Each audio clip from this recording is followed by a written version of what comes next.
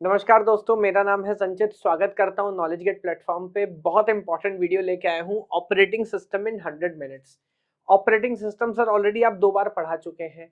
एक बार 12 घंटे के लिए गेट नेट के लिए मैंने पढ़ा है, 12 घंटे का वन शॉट है। दूसरा for semester exam, I think 5 से 6 घंटे मैंने ऑपरेटिंग सिस्टम पढ़ा है। दोनों वीडियो को बहुत प्यार आपने दिया है, बट ज्यादातर जो बीटेक का बच्चा है उसकी प्रॉब्लम क्या है सर? उसकी प्रॉब्लम है प्लेसमेंट्स, और वहां पे उतने डेप्थ में जाने की ना तो जरूरत होती है, दूसरा ना ही उतना समय होता है ना। कंपनी कल आ रही है, परसों आ रही है, एक दिन पहले हमें याद आया, जस्ट जल्दी से रिवाइज करना। स्पेशली वो स्टूडेंट जो नॉन सीएस बैकग्राउंड के हैं, ऑपरेटिंग सिस्टम का फंडामेंटल जानना चाहते हैं, उन सभी के लिए वीडियो में लेके आया हूँ। यहाँ पे वीडियो के डिस्क्रिप्शन में आपको लिंक मिलेगा, जो नोट्स वगैरह सारी चीजें आप वहां से एक्सेस कर सकते हैं। तो मैं आइडिया बता रहा हूँ कि जो भी हमारे मास रिक्रूटर हैं, TCS, Infosys, Wipro, Capgemini, Accenture, whatever it is, है ना, वो जो भी क्वेश्चन आमतौर पे पूछते हैं, ये वीडियो देखने के बाद आप उनको आंसर करने में 110% कैपेबल हो जा रहे होंगे। ये मेरा पहला प्रॉमिस आपसे है। और अगेन, मैं जानता हूं क्योंकि ज्यादातर बच्चे जो अप्लाई कर रहे हैं सीएसआईटी में, वो एक्चुअली सीएसआईटी के है भी नहीं, है ना। तो अगर आपको ऑपरेटिंग सिस्टम पहले से आता है तो आपका सॉलिड वाला रिवीजन में कराऊंगा। 100 मिनट्स की मैं वीडियो टारगेट कर रहा हूँ, और ज्यादातर लोग 1.5 या 2x पे देखते हैं, तो 1 घंटे से भी कम समय में पूरा ऑपरेटिंग सिस्टम आपका अच्छे से रिवाइज हो जाएगा। अगर आपको ऑपरेटिंग सिस्टम का एबीसीबी नहीं आता, आप नॉन सीएससी बैकग्राउंड से हैं, तो और भी अच्छी बात है, बिकॉज तब 1 घंटे के अंदर आपको ये फंडामेंटली पूरा क्लियर हो जाएगा कि ऑपरेटिंग सिस्टम क्या है। 8 चैप्टर में मैं पूरी वीडियो डिवाइड करके चलने वाला हूँ, और वेदर वो रिटन में आपसे कोई क्वेश्चन पूछे, इंटरव्यू में पूछे, बेसिक्स पे अगर कोई डिस्कशन करता है, then that video is more than sufficient. ठीक है, तो क्योंकि हाई स्पीड वीडियो होने वाली है, बिना टाइम गवाए I directly start with the first chapter, introduction. चलिए सर, तो डायरेक्टली बात स्टार्ट करते हैं, समझने की कोशिश करेंगे व्हाट इज ऑपरेटिंग सिस्टम। बजाय इसके कि डायरेक्टली मैं ऑपरेटिंग सिस्टम पे जंप करूं, इसको ऐसे आप समझो, गाड़ी है। गाड़ी को अगर आराम से चलाना है तो उसके लिए स्टीयरिंग होना चाहिए। आप कन्वीनियंस, एफिशिएंसी, दोनों चीज वहां आपको मिलेगी। पंखे को अगर आसानी से चलाना है, आपके पास रेगुलेटर होना चाहिए। कोई भी इलेक्ट्रॉनिक अप्लायंस है, अगर उसको अच्छे से मैनेज करना चाहते हैं, तो हमारे पास एक सेट ऑफ बटन्स होने चाहिए जिससे हम उसकी फंक्शनैलिटी हैंडल कर सके। ठीक उसी तरह जब हम हार्डवेयर की बात करते हैं ना, डिटेल्ड हार्डवेयर की, तो सर उसकी टेक्निकलिटी बहुत कॉम्प्लेक्स है ना। उसको काम अगर कराना है तो आपको मशीन लेवल लैंग्वेज पे काम करना आना चाहिए। 0101 पे वो ऑब्वियसली किसी को नहीं आता, आता भी है तो वो उस तरह से अगर मैं बात करूंगा तो कन्वीनियंट नहीं रहेगा। तो ऑपरेटिंग सिस्टम क्या है? ऑपरेटिंग सिस्टम एक तरह का इंटरमीडिएटरी है between the user and between the hardware. तो यूजर को जो भी काम कराना है, उसको हार्डवेयर से डायरेक्ट बात नहीं करनी, उसको अपनी बात करनी है ऑपरेटिंग सिस्टम से। फिर ऑपरेटिंग सिस्टम अपने तरीके से हार्डवेयर को हैंडल करेगा। ठीक उसी तरह जब हार्डवेयर रिस्पॉन्स करेगा, तो भी रिस्पॉन्स पहले वो किसको बताएगा? ऑपरेटिंग सिस्टम को। फिर हमारे कन्वीनियंस के हिसाब से ऑपरेटिंग सिस्टम हमको बात देने वाला है ना। तो पहली जो आइडिया, जो सबसे इंपॉर्टेंट बात आपको समझ आनी चाहिए कि ऑपरेटिंग सिस्टम क्या है, सर एक तरह का इंटरमीडिएटरी है between the user and between the hardware. But क्या वो सिर्फ इंटरमीडिएशन का काम कर रहा है? नहीं, ऐसा नहीं है। दूसरी बात जो आपको समझनी है हमेशा ऑपरेटिंग सिस्टम के साथ, सर वो रिसोर्स मैनेजर भी है। हमारे पास सिस्टम के अंदर बहुत सारी प्रोसेसेस हैं और बहुत सारे रिसोर्स हैं, और प्रोसेस लगातार आपस में लड़ाई कर रही हैं उन रिसोर्स को एक्वायर करने के लिए। हर किसी को मेन मेमोरी में जगह चाहिए, हर किसी को सीपीयू का टाइम चाहिए, सिस्टम बस चाहिए, सीमाफोर पे एक्सेस चाहिए। कौन डिसाइड करेगा? तो हमने अपनी टेंशन छोड़ दी है। देयर आर सर्टेन एल्गोरिथम्स जो हम आगे पढ़ेंगे, बट हमने बोल दिया operating system is a resource manager. किसको कितना रिसोर्स अलोकेट करना है, डीअलोकेट करना है, all this tension will be taken care bye operating system. तो दूसरी बात हो गई रिसोर्स मैनेजर। तीसरा, हार्डवेयर है, हर कोई हार्डवेयर को एक्सेस करने के लिए लड़ाई करेगा, बट अब क्योंकि इंटरमीडिएटरी हमारा हो गया ऑपरेटिंग सिस्टम, तो हमने क्या तय कर दिया, बाकी जितने भी एप्लीकेशन प्रोग्राम है आपके सिस्टम में, माइक्रोसॉफ्ट ऑफिस है, कोई गेमिंग है, कंपाइलर है, टेक्स्ट एडिटर है, whatever it is, operating system एक प्लेटफॉर्म है जिसके ऊपर हर कोई काम कर रहा है। तो सिस्टम में सिर्फ एक ही गुंडा है सर, वो ऑपरेटिंग सिस्टम। किसी को डायरेक्ट हार्डवेयर का एक्सेस यहाँ पर नहीं मिलेगा। आप ऑपरेटिंग सिस्टम के थ्रू ही जाके बाकी सारी चीजों को एक्सेस करने वाले हो। तो तीसरा काम जो ऑपरेटिंग सिस्टम करता है, वो एक प्लेटफॉर्म प्रोवाइड करता है बाकी सभी एप्लीकेशन प्रोग्राम्स के लिए, है ना। तो तीन चीजें, इंटरमीडिएटरी हमारा हो गया, पहली बात। दूसरी बात, रिसोर्स मैनेजर का काम कर रहा है, वेरी गुड। तीसरी बात मैंने आपको जैसा बताया कि ये एक प्लेटफॉर्म की तरह काम कर रहा है। आमतौर पे एक एनालॉजी मैं करता हूँ ऑपरेटिंग सिस्टम पढ़ाते हुए ना, मान लीजिए हार्डवेयर हमारा इंडिया है, जहाँ पे जमीन है, नदियां हैं, खनिज हैं, बहुत सारी चीजें हैं, और गवर्नमेंट जो है वो ऑपरेटिंग सिस्टम है, एक तरह का इंटरमीडिएटरी है जिसके थ्रू हम सारी रिसोर्स को एक्सेस करते हैं, है ना, एक वेल मैनेज फैशन में। एग्जाम्पल विंडोज, लाइनेक्स, वो सब हो सकता है। अगेन कौन कितना पॉपुलर है, तो आमतौर पे जब हम डेस्कटॉप लैपटॉप की बात करते हैं, ऑब्वियसली विंडोज मोर पॉपुलर, 60% यूटेज है। अगर हम मोबाइल फोन की बात करें तो अभी भी एंड्रॉयड की जो ओवरऑल मार्केट है वो overall it is more then 70%। लेकिन मैं सुपर कंप्यूटर की बात करता हूँ तो वहां पे मेरे को दिख रहा है कि यूनिक्स एंड लाइनेक्स का मोनोपोली है। तो समझना पड़ेगा ऑपरेटिंग सिस्टम अच्छा बुरा नहीं, यूज के हिसाब से डिपेंड करता है। आम यूजर की जो प्राइमरी प्रॉब्लम है वो है कन्वीनियंस, है ना, तो that is always the most important thing. तो यहाँ इस बात को मैं क्लियर कर देता हूँ। जैसे हम ऑपरेटिंग सिस्टम पढ़ते हैं, गोल्स और फंक्शंस क्या है, तो ऑपरेटिंग सिस्टम के दो प्राइमरी गोल हैं, दो गोल हैं, एक प्राइमरी एक सेकेंडरी। प्राइमरी गोल है कन्वीनियंस। जैसे मैं एक एग्जांपल यहाँ पर आपसे के सामने रख रहा हूँ, मान लीजिए एक प्रोफेशनल कैमरा हमारा हो गया, एक आईफोन हो गया। नो डाउट अगर मैं टेक्निकलिटी में जाऊं और अगर मेरे को फंक्शनैलिटी हैंडल करनी है तो ये कैमरा बेटर काम करेगा, इजंट इट।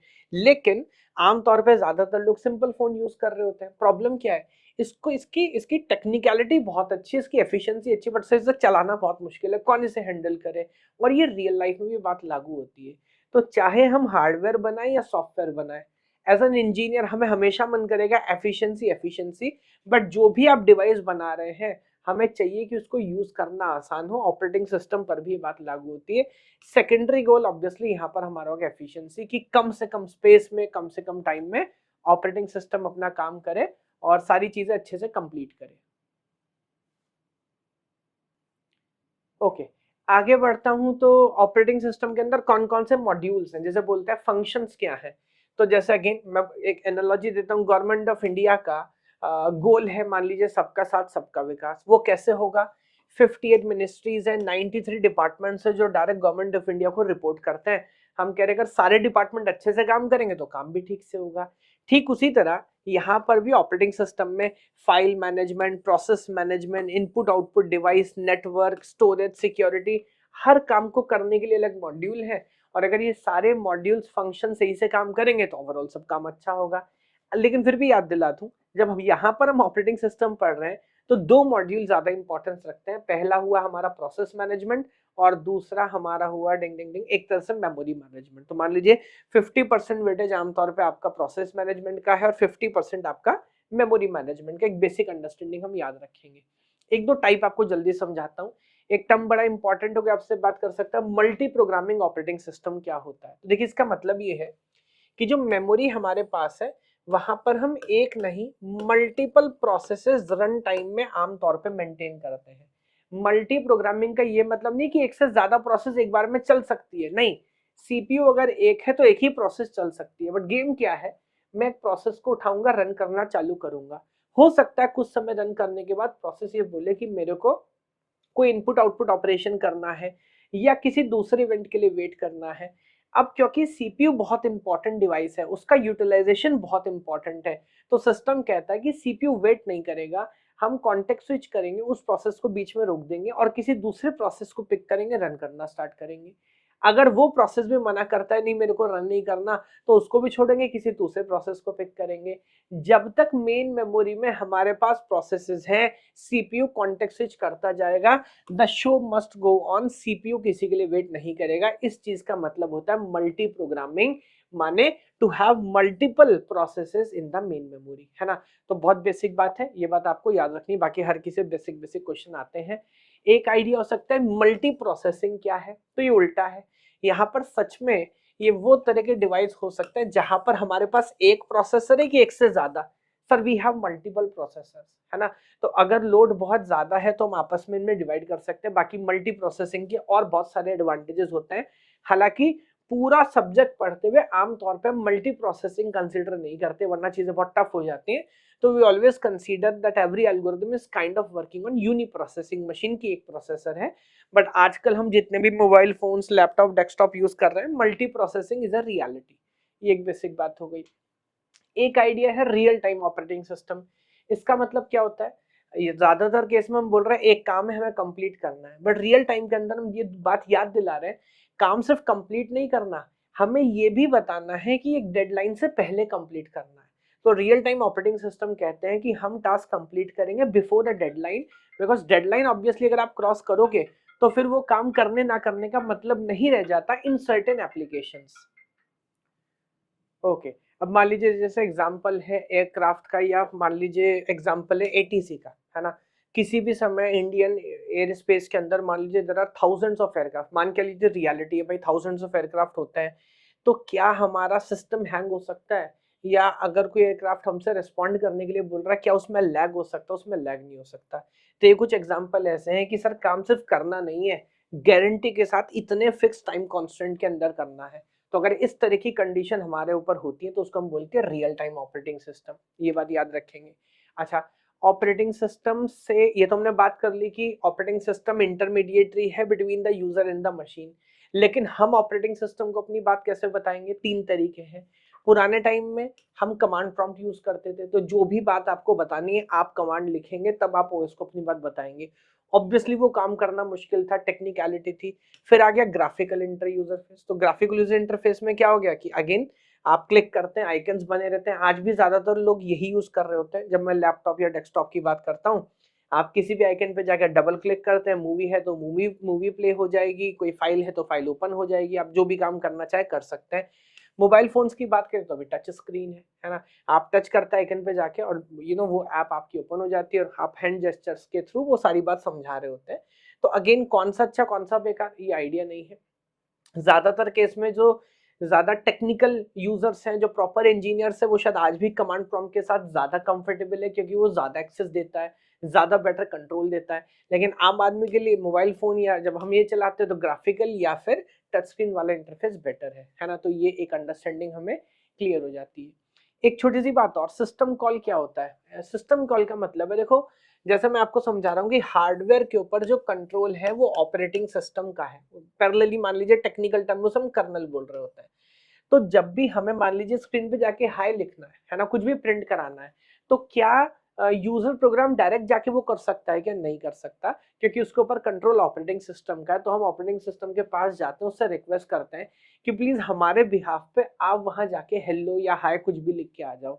ऑपरेटिंग सिस्टम से रिक्वेस्ट करना ही सिस्टम कॉल कहलाता है ना। तो ऑपरेटिंग सिस्टम की जो भी सर्विसेज हैं, जब हम उससे रिक्वेस्ट करते हैं, क्योंकि वो डायरेक्ट हमें अलाउ नहीं करता, that is in general known as system call. तो बहुत सिंपल शब्द में आई थिंक एक बेसिक अंडरस्टैंडिंग आपको यहाँ से डेवलप हुई होगी, and that is all with the basic idea. तो बहुत जल्दी से हमने पूरा एक बेसिक अंडरस्टैंडिंग कंप्लीट कर लिया। अब जो हमारा अगला चैप्टर है दैट इज प्रोसेस मैनेजमेंट।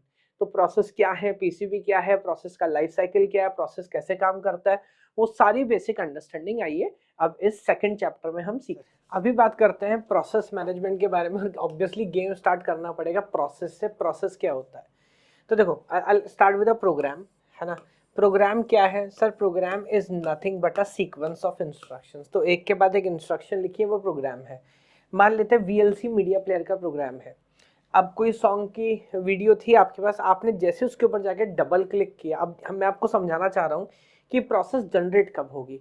तो अब जैसे ही आपने डबल क्लिक किया, आपके बिहाफ पे वीएलसी मीडिया प्लेयर जाएगा ऑपरेटिंग सिस्टम के पास कि सर मेरे को ना एक प्रोसेस जनरेट करनी है, एक सॉन्ग मेरे को प्ले करना है जिसका पूरा डेटा मेरे पास कहीं प्रोग्राम में लिखा हुआ है।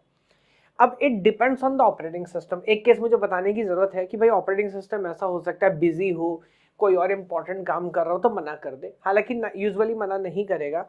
ऑपरेटिंग सिस्टम कहता है ओके ठीक है, अगर आप इस प्रोसेस को रन करना चाहते हैं, एक प्रोसेस बनाना चाहते हैं, तो ऑपरेटिंग सिस्टम क्या करता है, एक फाइल जनरेट करेगा, एक स्ट्रक्चर बनाएगा, डेटा स्ट्रक्चर कह सकते हैं, जिसका नाम है PCB. PCB stands for process control block. आगे और डिटेल में बात करूंगा। प्रोसेस से रिलेटेड जितना भी मेटा डेटा, जितनी भी इंफॉर्मेशन है, वो सब पीसीबी के अंदर होती है, और जैसी पीसीबी बना समझो प्रोसेस बन गया, है ना। तो प्रोग्राम जब एग्जीक्यूशन में होता है तो उसे प्रोसेस कहते हैं, और एग्जीक्यूशन की जितनी भी इंफॉर्मेशन है वो सबकी सब पीसीबी के अंदर स्टोर है ना। That is a basic idea.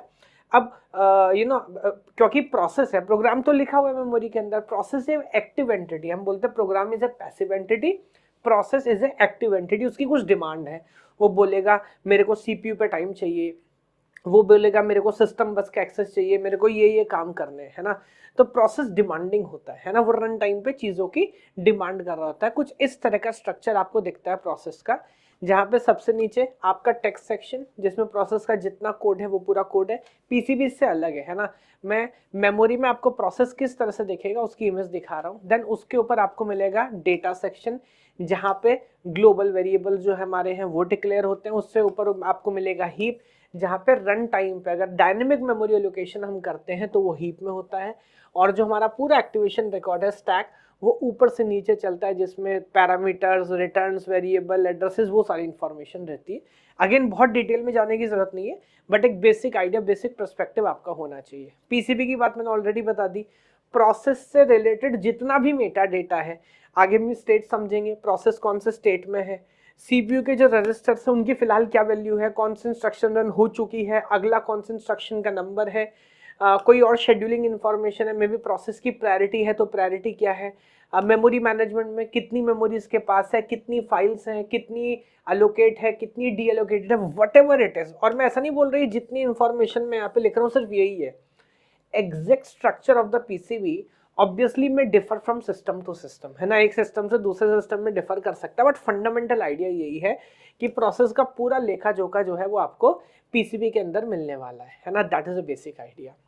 अब अगली बात आ जाती है लाइफ साइकिल की। तो जैसे ह्यूमन की एक लाइफ साइकिल है, ऐसे ही प्रोसेस की भी एक लाइफ साइकिल है। और अब समझते हैं पहले कि प्रोसेस अपनी लाइफ साइकिल में किस तरह से बिहेव करता है। ओके, तो यहाँ पर आप देखेंगे तो 5 स्टेट है। बहुत सिंपल आइडिया, ध्यान से समझिएगा। स्टेप नंबर 1, जब भी कोई नया प्रोसेस जनरेट होता है तो सबसे पहले आपको मिला स्टेट में, जिसे हम बोलते हैं न्यू स्टेट, है ना। स्टेप नंबर 2, न्यू स्टेट से कोई भी प्रोसेस उसके बाद हमेशा पहले कहाँ आएगा सर, रेडी स्टेट में। अब रेडी स्टेट में होने का क्या मतलब है कि प्रोसेस ये बोल रहा है कि मैं रेडी हूँ किस चीज़ के लिए, फॉर सीपीयू, है ना, उसको एग्जीक्यूट करना है।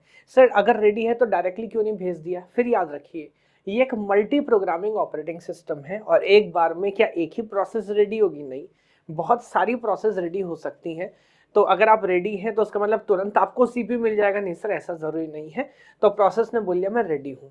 अब there is an algorithm, CPU scheduling algorithm, आगे हम देखेंगे। कुछ समय के बाद मान लीजिए बहुत सारी प्रोसेस रेडी थी, एक प्रोसेस को चांस मिला और वो फाइनली सीपीयू पे उसने रन करना स्टार्ट कर दिया। तो जैसे ही आप सीपीयू पे शेड्यूल होते हैं, रन करना स्टार्ट कर देते हैं, आप टेक्निकली रेडी से कहाँ पे आ जाते हैं, रनिंग स्टेट में। अब अगर सब कुछ एकदम सिंपल है, कोई कंफ्यूजन नहीं है, कुछ गड़बड़ नहीं हुई, तो क्या होगा, आप रन करेंगे, जो आपको काम करना था वो आप काम जो करने आए थे वो काम कंप्लीट करेंगे और बहुत आराम से आप टर्मिनेट करके बाहर निकल जाएंगे। दैट इज स्टेप नंबर 1, है ना। बहुत बेसिक बात हो गई। और क्या हो सकता है, और पॉसिबिलिटी ये हो सकती है कि आप रन कर रहे थे, बट रन करते करते देन अगेन यू अंडरस्टैंड कि मेरे को कोई इनपुट आउटपुट ऑपरेशन परफॉर्म करना है। जैसे मैं आपसे ऑलरेडी बता चुका हूँ, मल्टी प्रोग्रामिंग ऑपरेटिंग सिस्टम के अंदर क्या सीपीयू आपके लिए वेट करेगा, नहीं सर सीपीयू वेट नहीं करेगा। तो हम क्या करेंगे, प्रोसेस रनिंग से जाएगा वेटिंग स्टेट में, और वेदर वो इनपुट आउटपुट है या और कोई भी इवेंट है जो आपको करना था, आप वहाँ पे जाइए वेटिंग स्टेट के अंदर वेट करिए। जब आपका वेट कंप्लीट हो जाएगा, जो काम आपको करना था जब आप कर लेंगे, तो क्या आप डायरेक्ट सीपीयू पे आएंगे, नहीं, then you will go back to ready state. Why, मैं फिर से याद दिला रहा हूँ, ये एक मल्टी प्रोग्रामिंग ऑपरेटिंग सिस्टम है। क्या सीपीयू किसी के लिए वेट करेगा, सर सीपीयू किसी के लिए वेट नहीं करेगा। तो जैसे ही आप रनिंग से वेटिंग में गए थे, सीपीयू ने कोई दूसरी प्रोसेस उठा के उसको रन करना ऑलरेडी चालू कर दिया था, है ना। तो हम आपके लिए वेट नहीं कर रहे थे, तो ये रेडी में जाएगा। फिर अगेन जब भी मौका मिलेगा फिर ये वापस यहाँ पर शेड्यूल होगा। एक और एज आप देख रहे हैं विच इज लाइक इंटरप्ट। एक और पॉसिबिलिटी हो सकती है क्या, जब आप रनिंग से वेटिंग में गए तो आप अपने मन से गए थे, किसी ने फोर्सफुली आपको नहीं निकाला, बट यहाँ एक पॉसिबिलिटी हो सकती है कि आप रन कर रहे थे, बट इमेजिन करिए एक हाई प्रायोरिटी प्रोसेस आता है रेडी स्टेट में, और क्योंकि वो हाई प्रायोरिटी, तो बताओ क्या करना पड़ेगा, तो मेरे को आपको जबरदस्ती इंटरप्ट करके बाहर निकालना पड़ेगा, ताकि हम पहले हाई प्रायोरिटी प्रोसेस को रन कर सकें। अगेन फिर जब मौका मिलेगा फिर आप यहाँ पर आ सकते हैं, है ना। तो इस पूरे सिस्टम में कोई प्रोसेस न्यू स्टेट में कब आया, जब वो पैदा हुआ, एक तरह से उसका जन्म हुआ। टर्मिनेट में आया, मानो पीसीबी उसका डिलीट हो गया, उसकी कहानी खत्म। रेडी रनिंग में मिनिमम एक बार तो जाना ही है ना। अगर आपको इनपुट आउटपुट या कोई दूसरा ऑपरेशन करना है तो आपको वेटिंग में भी जाना पड़ सकता है, और कितनी बार आप इसके अंदर घूम सकते हैं, है ना। आई थिंक एक बेसिक अंडरस्टैंडिंग आपको प्रोसेस स्टेट का क्लियर हुआ। Again I am not going into a number of problem, just एक बेसिक आइडिया में भी आपको देके चल रहा हूँ। इनके लिए बैकएंड पे हमारे पास क्यू भी होती है। अब रेडी स्टेट में एक प्रोसेस है कि एक से ज्यादा है? सर बहुत सारे हैं। तो this the ready queue, background में एक रेडी क्यू है, जो रेडी क्यू के अंदर है समझ लेंगे कि मान लीजिए वो रेडी स्टेट के अंदर है। इस तरह से हम उसको मेंटेन करते हैं। अच्छा, अब यहाँ पर कुछ छोटे से प्रोग्राम्स हमारे पास हैं जिनको हम बोलते हैं शेड्यूलर। शेड्यूलर क्या है? अभी मैंने आपको बोला कि अपनी पूरी लाइफ में प्रोसेस मल्टीपल टाइम एक स्टेट से दूसरे स्टेट में जा रहा है, बट ये जो प्रोसेस माइग्रेट कर रहा है from one state to another, ये डिसीजन कौन ले रहा है? तो शेड्यूलर्स वो प्रोग्राम हैं जो डिसीजन लेते हैं। सबसे पहला शेड्यूलर लॉन्ग टर्म शेड्यूलर, जो ये डिसाइड करता है कि कौन सी प्रोसेस न्यू स्टेट से रेडी स्टेट में आएगी। This decision is taken by long term scheduler. Short term scheduler, अभी जो प्रोसेस रेडी में है, ये तो सबसे इंपॉर्टेंट है, रेडी से अगला रनिंग में कौन जाएगा, एग्जीक्यूशन में कौन जाएगा, this decision is taken by short term scheduler. तो ये डिसीजन लेगा। और इन दोनों के बीच का, आप देख रहे हैं मल्टीपल क्वेश्चंस यहाँ से पूछे जाते हैं, और एक इनके बीच का idea which is like middle term scheduler. इसको ऐसे समझिए, कभी कभी ऐसा हो सकता है रन टाइम पे कि मेमोरी में बहुत भीड़ हो जाए, मेन मेमोरी के अंदर ना, और हर किसी को सफिशिएंट स्पेस ना मिल रहा हो, जिसकी वजह से एफिशिएंसी नीचे जाने लगती है। तो मिडिल टर्म शेड्यूलर का काम है इन बिटवीन चीज़ों को मैनेज करना। और अगर उसको लगता है कि क्राउड ज़्यादा हो रहा है तो वो टेम्परेरीली कुछ प्रोसेसेस को सस्पेंड कर सकता है। हालांकि बाद में उसको ऑब्वियसली रिज्यूम भी करेगा, लेकिन ये रन टाइम पे कुछ प्रोसेस को सस्पेंड करना ताकि हर किसी को मौका मिल सके और वहाँ क्राउड ना हो, और जैसे भीड़ कम हो फिर से रिज्यूम करना, ये इंटरमीडिएट रिस्पॉन्सिबिलिटी होगी मिडिल टर्म शेड्यूलर की, है ना। तो 3 प्रोग्राम है जो बेसिकली डिसीजन ले रहे होते हैं। आगे बढ़ता हूँ, अगली कहानी आ जाती है सर डिस्पैचर की। अब ये डिस्पैचर भाई साहब कौन है? तो जैसे मैंने आपसे बोला कि रेडी स्टेट से रनिंग स्टेट में कौन जाएगा, डिसीजन लेगा शॉर्ट टर्म शेड्यूलर।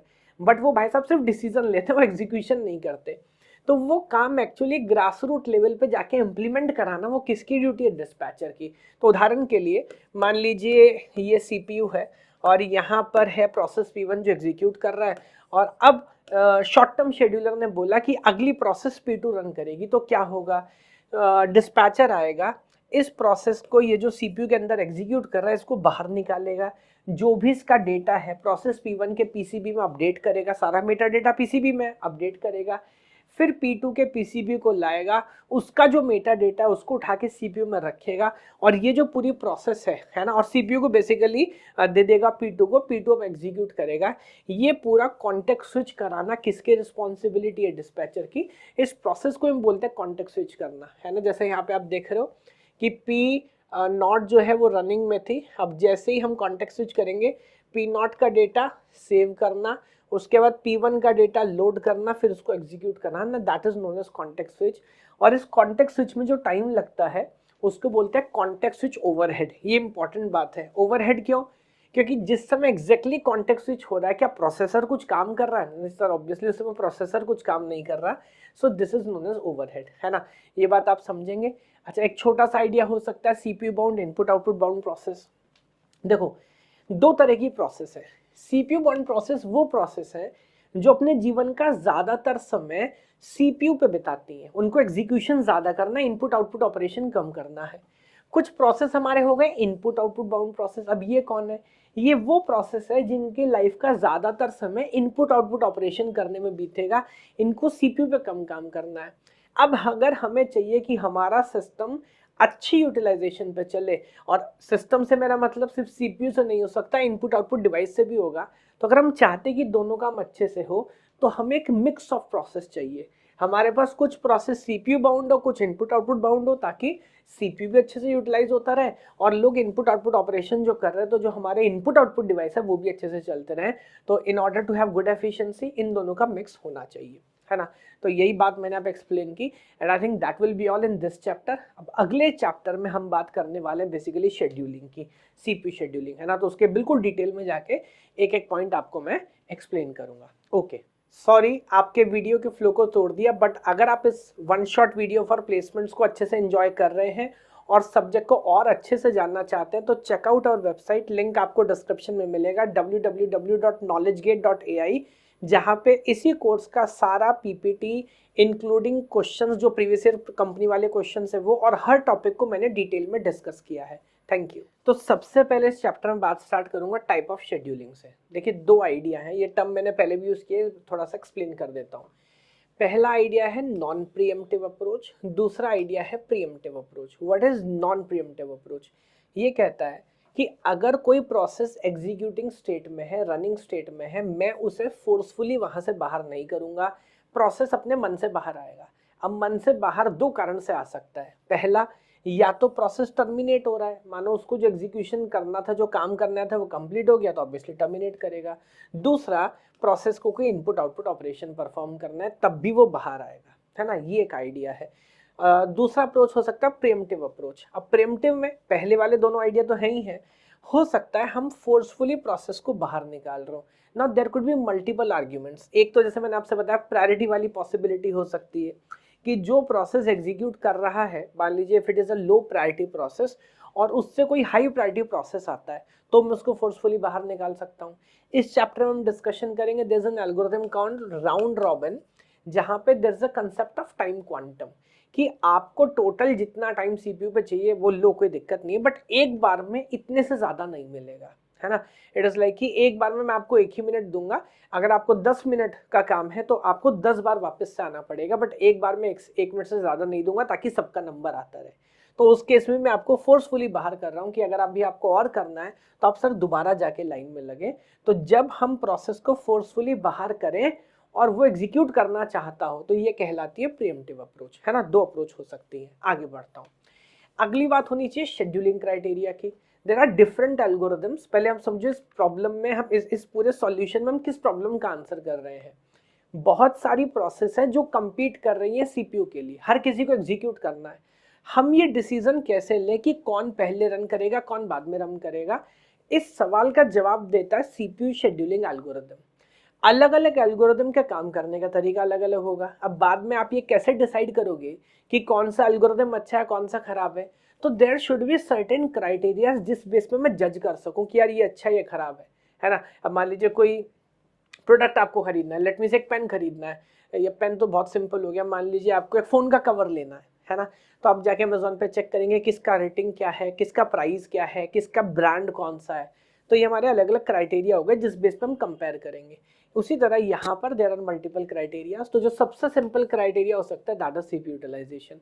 तो एक आर्ग्यूमेंट और बहुत वैलिड भी है कि सर हम उस एल्गोरिथम को अच्छा मानेंगे जिस केस में सीपीयू यूटिलाइजेशन ज्यादा हो या कम हो। ऑब्वियसली सीपीयू यूटिलाइजेशन ज्यादा हो, तो जो जितना ज्यादा सीपीयू यूटिलाइजेशन करेगा वो उतना अच्छा algorithm. Can be an idea. एक लॉजिक हो सकता है थ्रूपुट। थ्रूपुट माने work done per unit time, या कितने प्रोसेस बाहर आए। मेरे को फर्क नहीं पड़ता सीपीयू ने कितने समय काम किया, है ना। मेरे को इस बात से फर्क पड़ रहा है कि एक्चुअली कितने process per unit time execute हो रहे हैं। जैसे ऐसे समझिए कि यूटिलाइजेशन वाला वो है कि कुछ पेरेंट्स होते हैं ना जो बोलते हैं हमें फर्क नहीं पड़ रहा रिजल्ट क्या आया, हमें यहाँ पे तू रोज 2 घंटा 4 घंटा बैठ के पढ़ते हुए दिखना चाहिए। ये एक अप्रोच है। कुछ पेरेंट्स हो सकता है हमें फर्क नहीं पड़ता भाई तू कब पढ़ रहा है कि कब नहीं पढ़ रहा, बट हम तो रिजल्ट वाले दिन तुझसे बात करेंगे, अगर रिजल्ट खराब आए तो तेरी शामत है। तो वो आउटपुट बेस्ड है। तो there could be different ideas. एक अप्रोच है वेटिंग टाइम का अप्रोच, कि अगर मैं प्रोसेस को ऑन एन एवरेज ज्यादा वेट करा रहा हूं तो I am not a good algorithm, है ना। चाहिए कि प्रोसेस को कम वेट कराना पड़े। ये भी एक आइडिया हो सकता है। एक हो सकता है response time idea. Response time का लॉजिक क्या है, आप ओवरऑल कितना वेट करा उससे फर्क नहीं पड़ता, है ना, वो ज्यादा हो सकता है। बट पहली बार जब प्रोसेस आया और उसने रिक्वेस्ट किया कि मेरे को सीपीयू चाहिए, तब आप कितने टाइम में रिस्पॉन्ड करते हो, दैट इज रिस्पॉन्स टाइम। तो ओवरऑल वेट ज्यादा हो सकता है बट पहला रिस्पॉन्स आप टाइम से करो, ये भी एक क्राइटेरिया हो सकता है। तो इस तरह के अलग अलग क्राइटेरिया जिस बेस पे हम जज करेंगे कि कौन अच्छा है कौन खराब है। Now I will directly take you to the first algorithm which is like FCFS और first come first serve. Okay, तो FCFS जैसे फुल फॉर्म आप नोटिस कर पा रहे हैं, that is first come first serve. तो आर्ग्यूमेंट क्या है? ये सबसे सिंपलेस्ट एल्गोरिथम हो सकता है, सबसे फंडामेंटल अप्रोच हो सकती है किसी प्रॉब्लम को सॉल्व करने की। मेरे पास मल्टीपल प्रोसेस है, और वो कह रहे हैं कि हमको CPU पे एग्जीक्यूट करना है, तो हम क्या कह रहे हैं, हम कह रहे हैं हम उसको पहले चांस देंगे जो पहले आया था, पहले आओ पहले पाओ, सिंपल लाइन लगाने वाला आइडिया। अगर बहुत सारे लोगों को ट्रेन में टिकट चाहिए तो क्या आइडिया हो सकता है, सर लाइन लगा लेते हैं, पहले जो आएगा उसको टिकट मिलता जाएगा। That can be an approach. क्या ये बहुत एफिशिएंट है, हम नहीं कह सकते। क्या किसी भी स्पेसिफिक क्राइटेरिया पे बहुत अच्छा परफॉर्म कर सकता है, नहीं। बट गेम क्या है, ये सबसे सिंपल है सर, सोचना आसान है, समझना आसान है, समझाना आसान है, सिंपली क्यू से इम्प्लीमेंट करेगा। जिस ऑर्डर में आपका सिस्टम में अराइवल हुआ था, जिस ऑर्डर में आप रेडी क्यू में आए थे, उसी ऑर्डर में मैं एक एक करके सबको एग्जीक्यूट करने वाला हूँ। That is the idea of FCFS, है ना। ये प्रीएम्प्टिव होगा कि नॉन प्रीएम्प्टिव होगा, ऑब्वियसली नॉन प्रीएम्प्टिव होगा। एक बार अगर कोई प्रोसेस रन करना स्टार्ट कर दिया तो जब तक वो कंप्लीट नहीं करता या अपने मन से बाहर नहीं आता, मैं सर फोर्सफुली बाहर नहीं निकालूंगा। मैं उसी को प्रायोरिटी दूंगा जो जिस ऑर्डर में आया था, जो पहले आया था उसे पहले मौका मिलेगा, जो बाद में आया था उसे बाद में मौका मिलेगा। तो ये सारे एडवांटेज है। डिसएडवांटेज ऑब्वियसली किसी स्पेसिफिक क्राइटेरिया, किसी स्पेसिफिक लॉजिक पे कोई बहुत अच्छा परफॉर्म करे 110% ऐसा जरूरी नहीं है। आई am not going into numericals, बस मैं एक बार कंसेप्ट जल्दी से कवर कर रहा हूँ। इसमें एक प्रॉब्लम आती है, वो आती है कॉन्वॉय इफेक्ट की। अब कॉन्वॉय इफेक्ट क्या होता है, अगर कोई बहुत बड़ा प्रोसेस पहले आके बैठ गया, अब मान लीजिए आपको रोड क्रॉस करनी है और कोई बड़ी मिनिस्टर का कॉन्वॉय जा रहा है, या मान लीजिए कोई ट्रेन क्रॉस कर रही है, ट्रेन के अंदर हो सकता है 60 70 100 बोगीज हो, आपको टाइम लगेगा, ट्रेन को 5 मिनट 10 मिनट लग सकता है। अब ये ये भाई कह रहा है कि मेरे को तो 1-2 ही सेकंड लगेंगे ये क्रॉस करने, बट अभी नहीं कर सकते, बड़ी प्रोसेस ने एग्जीक्यूट करना स्टार्ट कर दिया ना, यू मस्ट वेट। तो कॉन्वॉय इफेक्ट कहता है कि अगर कोई बड़ी प्रोसेस पहले आके रन करना स्टार्ट कर दे, अब फीफो तो इस बात को वैल्यू नहीं कर रहा कि किसको कितना ज्यादा टाइम लग रहा है रन करने में, फीफो से इस बात को वैल्यू कर रहा है कि कौन पहले आया। तो छोटी प्रोसेस परेशान हो जाती है। इसे स्टारवेशन नहीं कहते, आप बाद में आए थे तो थोड़ा वेट आप करना पड़ेगा, बट इस प्रॉब्लम को बोलते हैं कॉन्वॉय इफेक्ट। इस प्रॉब्लम का ही जो सॉल्यूशन है वो है हमारा अगला approach, which is known as shortest job first scheduling. तो ये आइडिया बड़ा स्मार्ट है, बड़ा शानदार है। ये क्या कहता है, ये कहता है किसी भी इंस्टेंस पे मैं ये वैल्यू नहीं करूंगा कि कौन पहले आया, out of all the processes जो मेरे पास अवेलेबल हैं, मैं देखूंगा किसको एग्जीक्यूशन में सबसे कम टाइम लगेगा। तो मान लीजिए अगर मैं फॉर एग्जांपल आपसे पूछूं, मान लेते हैं कि सारी प्रोसेस अराइव हो चुकी हैं, मान लेते हैं 2 मिनट के लिए, तो देखेंगे आउट ऑफ ऑल सबसे कम टाइम किसको लग रहा है। मान लीजिए P2 को सबसे कम टाइम लग रहा है, विच इज लाइक बस टाइम, जो उसका CPU रिक्वायरमेंट टाइम है, तो हम P2 को पहले एग्जीक्यूट करेंगे, बात खत्म। उसका देखेंगे उससे छोटा कौन है, सर उससे छोटा P3, तो उसको एग्जीक्यूट करेंगे। तो क्योंकि हम छोटी प्रोसेस को पहले रन करते हैं, फिर बड़े को, फिर बड़े को, फिर बड़े को, तो लॉन्ग टर्म में जब हम पूरा कैलकुलेशन करते हैं तो हम पाते हैं कि इन जनरल जो एवरेज वेटिंग टाइम है वो बहुत कम हो जाता है, क्योंकि बड़े प्रोसेस को इतना फर्क नहीं पड़ेगा, बट छोटे प्रोसेस का नंबर ज्यादा आएगा तो सबका ओवरऑल वेटिंग टाइम कम होता है ना। इसमें दोनों अप्रोच हो सकते हैं, प्रीएम्प्टिव और नॉन प्रीएम्प्टिव। मतलब मान लीजिए किसी इंस्टेंस पे 2 प्रोसेस अवेलेबल थे, एक का रिक्वायरमेंट था 10 यूनिट्स, एक का था 15 यूनिट्स। ऑब्वियसली 10 वाला छोटा है, हमने उसको पिक किया और रन करना चालू किया। मान लीजिए वो 2 यूनिट रन हुआ था, अभी भी उसकी डिमांड थी 8 यूनिट्स की, इतने में एक नया प्रोसेस आया जिसकी डिमांड है 2 यूनिट्स की। अब ये जो भाई साहब रन कर रहे हैं ऑलरेडी 8 यूनिट्स, अभी भी इनकी डिमांड है, बट नई वाले का डिमांड तो 2 यूनिट है, और हमारा जो एल्गोरिथम है वो कह रहा है कि उसको पहले रन करो जिसका टाइम रिक्वायरमेंट कम है। अब यहाँ पर शॉर्टेज ऑफ फर्स्ट के 2 वर्जन हो जाते हैं। एक वर्जन कहता है नॉन प्रीएम्प्टिव अप्रोच, यानी कि सर एक बार मैंने रन करना स्टार्ट कर दिया तो अब मैं बीच में कॉन्टेक्स्ट स्विच नहीं करूंगा, लेट दिस प्रोसेस कंप्लीट, उसके बाद जो सबसे छोटा होगा तब मैं रन करूंगा। एक है प्रीएम्प्टिव अप्रोच जो बहुत एग्रेसिव, वो कहता है नहीं, अगर रन टाइम पे कोई ऐसा प्रोसेस आता है जिसका टाइम रिक्वायरमेंट मेरे रिमेनिंग टाइम रिक्वायरमेंट से भी कम है तो मैं कॉन्टेक्स्ट स्विच कर दूंगा। तो इसको बोलते हैं हम प्रिमिटिव वर्जन या शॉर्टेस्ट रिमेनिंग टाइम फर्स्ट। और एक बड़ी इंपॉर्टेंट बात है, average waiting time, average waiting time में ये ऑप्टिमल है, ये एक minimum average waiting time generate करने की गारंटी देता है। तो आइडिया बहुत अच्छा है शॉर्टेज ऑफ फर्स्ट का, एवरेज वेटिंग टाइम क्राइटेरिया में बहुत अच्छा परफॉर्म करता है, बट इसकी प्रॉब्लम है। प्रॉब्लम क्या आप सुनेंगे तो आपको मजा आ जाएगा। प्रॉब्लम है कि इम्प्लीमेंटेबल ही नहीं है, थ्योरेटिकल आइडिया है। आप बोलेंगे इम्प्लीमेंटेबल क्यों नहीं है, भाई सोचो, पूरा का पूरा जो एल्गोरिथम है वो इस बात पर टिका हुआ है कि किसका बस टाइम क्या है। लेकिन सवाल ये है, जब प्रोसेस एग्जीक्यूशन के लिए आता है, क्या प्रोसेस को पहले से पता होता है मेरा बस टाइम क्या है? क्या प्रोसेस को पता है कि वो ओवरऑल सीपीयू पे कितने समय के लिए एग्जीक्यूट करेगा? ऑब्वियसली नहीं पता होता, नहीं पता होता ना, सो दैट इज अ प्रॉब्लम। तो ये ओवरऑल एल्गोरिदम अच्छा है, बट क्योंकि बस टाइम हमें नहीं पता होता तो इम्प्लीमेंटेबल नहीं है। आप बोलेंगे अगर इम्प्लीमेंटेबल नहीं तो पढ़ क्यों रहे हैं? पढ़ रहे हैं क्योंकि ये हमारे लिए एक रेफरेंस पॉइंट है। अगर शॉर्टेस्ट रिमेनिंग टाइम फर्स्ट कहता है कि फॉर एग्जांपल मेरा एवरेज वेटिंग 5.5 है, तो हमें ट्राई करना है ऐसा एल्गोरिदम बनाने का जो इसको ऑब्वियसली इसके नीचे तो नहीं जा सकता, इसके बराबर हो या एटलीस्ट इसके पास आने की कोशिश करे, है ना। तो एक तरह का रेफरेंस पॉइंट है। Very good. अगला जो हमारा, अच्छा एक और बात, यहाँ पे स्टारवेशन की बात भी हो जानी चाहिए छोटी सी, क्योंकि मैं हर बार उस प्रोसेस को प्रायोरिटी दूंगा जिसका बस टाइम रिक्वायरमेंट कम है, तो वो प्रोसेस स्टार्व करने लगते हैं जिनका बस टाइम रिक्वायरमेंट ज़्यादा है ना। तो ये एक प्रॉब्लम है शॉर्टेज ऑफ फर्स्ट की। अगला जो हमारा वेरिएशन है, जो एल्गोरिथम है, that is known as priority scheduling. Okay, तो प्रायोरिटी शेड्यूलिंग की बात करेंगे तो जैसा इसका नाम है वैसे इसका काम है। मेरा ये पर्सनल फेवरेट है बिकॉज में कोई कंफ्यूजन नहीं है। तो इमेज से भी आपको समझ आ रहा होगा प्रायोरिटी का क्या मतलब है। तो प्रायोरिटी शेड्यूलिंग सर ये कहता है कि मैं ना तो इस बात को वैल्यू करने वाला हूँ कि कौन किस ऑर्डर में आया, ना मैं इस बात को वैल्यू करूंगा कि किसका टाइम रिक्वायरमेंट ज़्यादा है किसका कम है। मैं सिर्फ एक चीज़ देखने वाला हूँ कि किसी भी इंस्टेंस पे out of all the process जो अवेलेबल है उसमें हाईएस्ट प्रायोरिटी कौन है, और जिसकी प्रायोरिटी हाईएस्ट होगी मैं उसको रन करूंगा, बात खत्म। अगर ध्यान से आप सोचो तो FCFS भी तो एक तरह की प्रायोरिटी ही है, जो प्रायोरिटी उसको दे रहा है जो पहले आ रहा है, या शॉर्टेज ऑफ फर्स्ट भी तो एक तरह का प्रायोरिटी है, जो प्रायोरिटी उसको दे रहा है जिसका टाइम रिक्वायरमेंट कम है। ये प्रायोरिटी किसको दे रहा है? जिसकी प्रायोरिटी प्रायोरिटी है, बात खत्म। तो आप मेरे को पहले से अलग से बता दो ना कि कौन सी प्रोसेस हाई प्रायोरिटी है, कौन सी लो प्रायोरिटी, और जो हाई प्रायोरिटी होगी मैं उसको पहले रन करूंगा। As simple as that. Preemptive है कि नॉन प्रीएम्प्टिव है? सर इसके भी दोनों वेरिएशन है। तो एक तरीका है कि जिस इंस्टेंस पे जितनी भी प्रोसेस मेरे पास अवेलेबल है, फॉर एग्जाम्पल मैं अवेलेबल में जो बेस्ट प्रायोरिटी होगी रन करना चालू करूंगा। अब थोड़ा समय चलने के बाद अगर रनिंग प्रोसेस से भी हाई प्रायोरिटी एक प्रोसेस आती है तो मैं क्या करूं? फिर से एक थॉट प्रोसेस हो सकता है कि नहीं, एक बार डिसीजन ले लिया तो ले लिया, है ना, अब पहले सर इसको कंप्लीट करेंगे उसके बाद नए प्रोसेस को मौका देंगे, तभी हो जाता है नॉन प्रीएम्प्टिव वर्जन। एक आइडिया कि नहीं, अगर रनिंग प्रोसेस से ज़्यादा प्रायोरिटी की प्रोसेस आती है हम उसी समय फोर्सफुल कॉन्टेक्स्ट स्विच कराएंगे और नई प्रोसेस को पहले एग्जीक्यूट करेंगे, तो ये हो जाता है ऑब्वियसली प्रीएम्प्टिव वर्जन, है ना। तो दोनों लॉजिक हमारे पास अवेलेबल है। एल्गोरिथम आमतौर पे जो ऑपरेटिंग सिस्टम वाली प्रोसेस है ना, जो प्रिविलेज कमांड लेके चलती है उनको ये सपोर्ट करता है।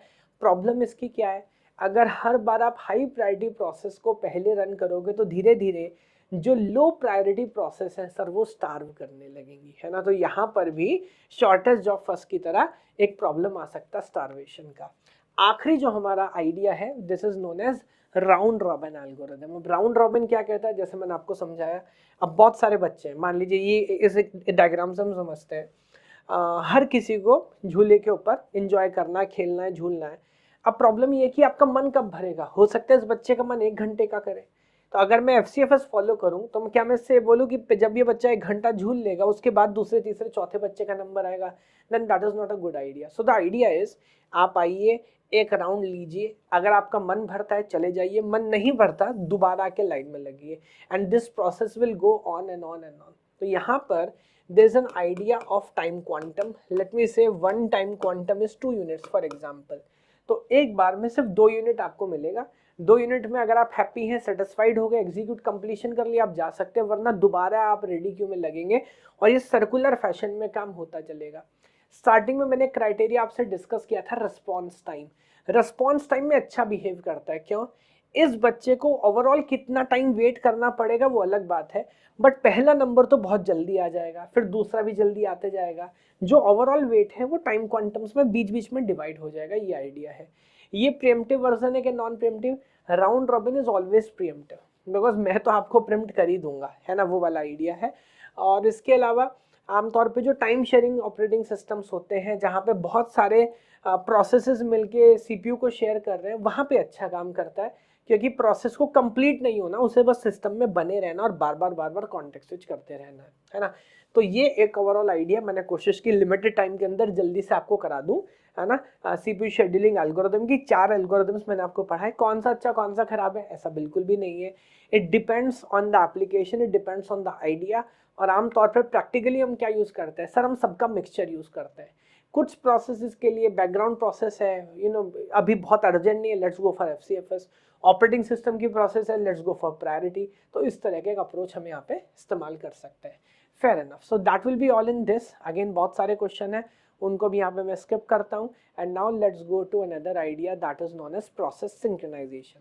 चलिए नेक्स्ट चैप्टर में इसकी बात करेंगे। चलिए सर, तो अभी बात करते हैं प्रोसेस सिंक्रोनाइजेशन के बारे में। चैप्टर थोड़ा सा डिफरेंट है, अजीब किस्म का है, लेकिन अगेन जो इस वीडियो में मेरा इंटेंशन है कि एक बेसिक अंडरस्टैंडिंग, एक बेसिक आइडिया मैं आपको देते चलूंगा। तो प्रोसेस सिंक्रोनाइजेशन का मतलब क्या है, देखो जब बहुत सारी प्रोसेस रिसोर्स के लिए compete करेंगी तो लड़ाई होगी, कंफ्यूजन होगा, डेटा करप्शन होगा, है ना। अभी हम बात कर रहे थे सीपीयू के लिए कि यार बहुत सारी प्रोसेस फाइट कर रही है, सीपीयू किसको मिलेगा, चलो वो आप एल्गोरिदम से सॉल्व कर सकते हो। कभी कभी क्या हो सकता है, I give a very simple example, एक कंसेप्ट आपको समझ आए। ये देखो एक छोटा सा प्रोग्राम है जो क्या करता है, जब भी आप इसे कॉल करोगे ये आई की वैल्यू को रीड करेगा, I is equals to I plus one और राइट करेगा। तो बेसिकली आई की वैल्यू में जस्ट 1 इंक्रीमेंट करना है। इमेजिन करिए किसी ने उसको कॉल किया, आई की वैल्यू मान लेते ओरिजिनली 10 थी, उसने रीड किया, वैल्यू रीड की 10, प्लस 1 किया, वैल्यू हुआ 11, राइट करने वाला था बट बीच में कॉन्टेक्स्ट स्विच हो गया, रुक गया। कोई प्रॉब्लम है क्या? नहीं, कोई प्रॉब्लम नहीं है सर। किसी भी प्रोसेस को कभी भी कॉन्टेक्स्ट स्विच किया जा सकता है। कोई और प्रोसेस आया, मान लीजिए कोई और ऐप थी या कोई और एप्लीकेशन थी जिसने सेम कोड को रन किया, एक नई प्रोसेस जनरेट हुई, उसने रीड किया, वैल्यू तो अभी भी 10 ही थी, कोई चेंज नहीं था, तो उसने रीड किया 10, प्लस 1 किया, वैल्यू हुई 11, और मान लीजिए उसने राइट भी कर दिया तो वैल्यू 10 से चेंज होकर हो गई 11, प्रोसेस कंप्लीट हो गई। ये भाई साहब जो बीच में रुके थे चार्ज इनको वापस मिला। अब जब चार्ज वापस मिला तो सर ये तो वहीं से कंटिन्यू करेगा जहां स्टार्ट हुआ था, जहां पे इसे रोका गया था। तो जब इसे रोका गया वैल्यू 11 हो चुकी थी, बस अपडेट करना बाकी था, ये जाएगा मेमोरी में और 11 को राइट करके 11 ही कर देगा। अब यहाँ देखिए, यहाँ एक प्रॉब्लम है। प्रॉब्लम क्या है, दरअसल आई पर इंक्रीमेंट 2 बार कॉल किया गया है, एक बार इधर एक बार इधर, तो वैल्यू 10 से 11, 11 से 12 हो जानी चाहिए थी, होनी चाहिए थी ना, बट यहाँ पर वैल्यू 11 रह गई। And now there is a problem. क्यों? एक से ज्यादा प्रोसेस ने एक ही डेट आइटम पे एक ही टाइम पे काइंड ऑफ राइट अपडेट करने की कोशिश की और यह हमारा प्रॉब्लम हो गया। इस तरह के सिनेरियो को बोलते हैं रेस कंडीशन। प्रॉब्लम क्या है, अगर एक प्रोसेस पहले कंप्लीट होती, उसके बाद दूसरा प्रोसेस स्टार्ट होता तो वैल्यू 12 होती, लेकिन ऑर्डर चेंज होने से अगर रिजल्ट चेंज हो रहा है, ये सिनेरियो कहता है रेस कंडीशन। ये बात ध्यान रखिएगा, है ना। तो ये शुरुआत है। रेस कंडीशन एडवांटेज है कि डिसएडवांटेज है? ऑब्वियसली रेस कंडीशन एक प्रॉब्लम है। प्रॉब्लम क्यों ऐसे समझिए, अगेन जो मैं आपसे बोल रहा हूँ, अगर दोनों प्रोसेस अलग अलग डेटा पे काम करते तो प्रॉब्लम होता क्या? नहीं सर, तब नहीं होता। मैं आई पे काम करता, आप जे पे काम करते, कोई क्लैश नहीं था। क्लैश कब हुआ? जब हम सेम डेटा पे काम करने की कोशिश करें। तो दूसरी डेफिनेशन आपको याद दिलाता हूँ, एक बोलते हैं क्रिटिकल सेक्शन। मल्टीपल प्रोसेस अलग अलग डेटा पे काम करते रहे, कोई प्रॉब्लम नहीं है, या प्राइवेट डेटा पे काम करे, कोई प्रॉब्लम नहीं है। जब हम ग्लोबल डेटा पे, शेयर डेटा पे काम करते हैं, प्रोसेस अपने लाइफ के जिस फेज में शेयर डेटा पे काम करता है उस फेज को बोलते हैं क्रिटिकल सेक्शन। मुझे बोलो क्या बोलते हैं? Critical section. और क्रिटिकल सेक्शन में काम करते हुए हमें ध्यान रखना है ना, क्योंकि क्रिटिकल सेक्शन में अगर ध्यान नहीं दिया तो सिस्टम रेस कंडीशन में जाएगा, डेटा इनकंसिस्टेंसी होगी। तो आम तौर पे आप यहाँ पे नोटिस करोगे ना, किसी प्रोसेस की जो पूरी लाइफ है, देखिए उसे इस ऑर्डर में हम लिखते हैं। इनिशियल सेक्शन, आप अपने प्राइवेट रिसोर्स एक्सेस कर सकते हो। क्रिटिकल सेक्शन में एंट्री और एग्जिट पे बैरियर है, आपको ध्यान रखना पड़ेगा कि मैं क्रिटिकल सेक्शन में जा रहा हूँ, फिर एग्जिट पे आपको बताना पड़ेगा ताकि और कोई क्रिटिकल सेक्शन में जा सके। Then you have reminder section. अब क्रिटिकल सेक्शन की प्रॉब्लम को सॉल्व कैसे करें? देखिए अलग अलग लोग अलग अलग तरह के एल्गोरिथम सॉल्यूशन लिखते हैं, but before jumping on to solution, I think यहाँ पे ज्यादा इंपॉर्टेंट है criteria to solve critical section problem. तो सिस्टम क्या है, हम बोलते हैं आप जो चाहे वो सॉल्यूशन लिखो, आप जो भी सॉल्यूशन लिखोगे मैं इनको इन 3 पैरामीटर्स पे जज करूंगा। अगर ये पैरामीटर आपने पास कर लिए तो मानूंगा आपका सॉल्यूशन वैलिड है, वरना बोलूंगा आपका सॉल्यूशन इनवैलिड है। अब वो क्या क्या पैरामीटर है? पहला है म्यूचुअल एक्सक्लूजन। ये कहता है क्रिटिकल सेक्शन में जाएंगे तो लड़ाई होगी, कंफ्यूजन होगा, डेटा करप्ट होगा या रिस्क है। ऐसा नहीं बोल सकते होगा, बट रिस्क तो है। तो रिस्क से बचने का तरीका क्या है, एक बार में 2 प्रोसेस को क्रिटिकल सेक्शन में भेजो ही ना, बात खत्म हो गई।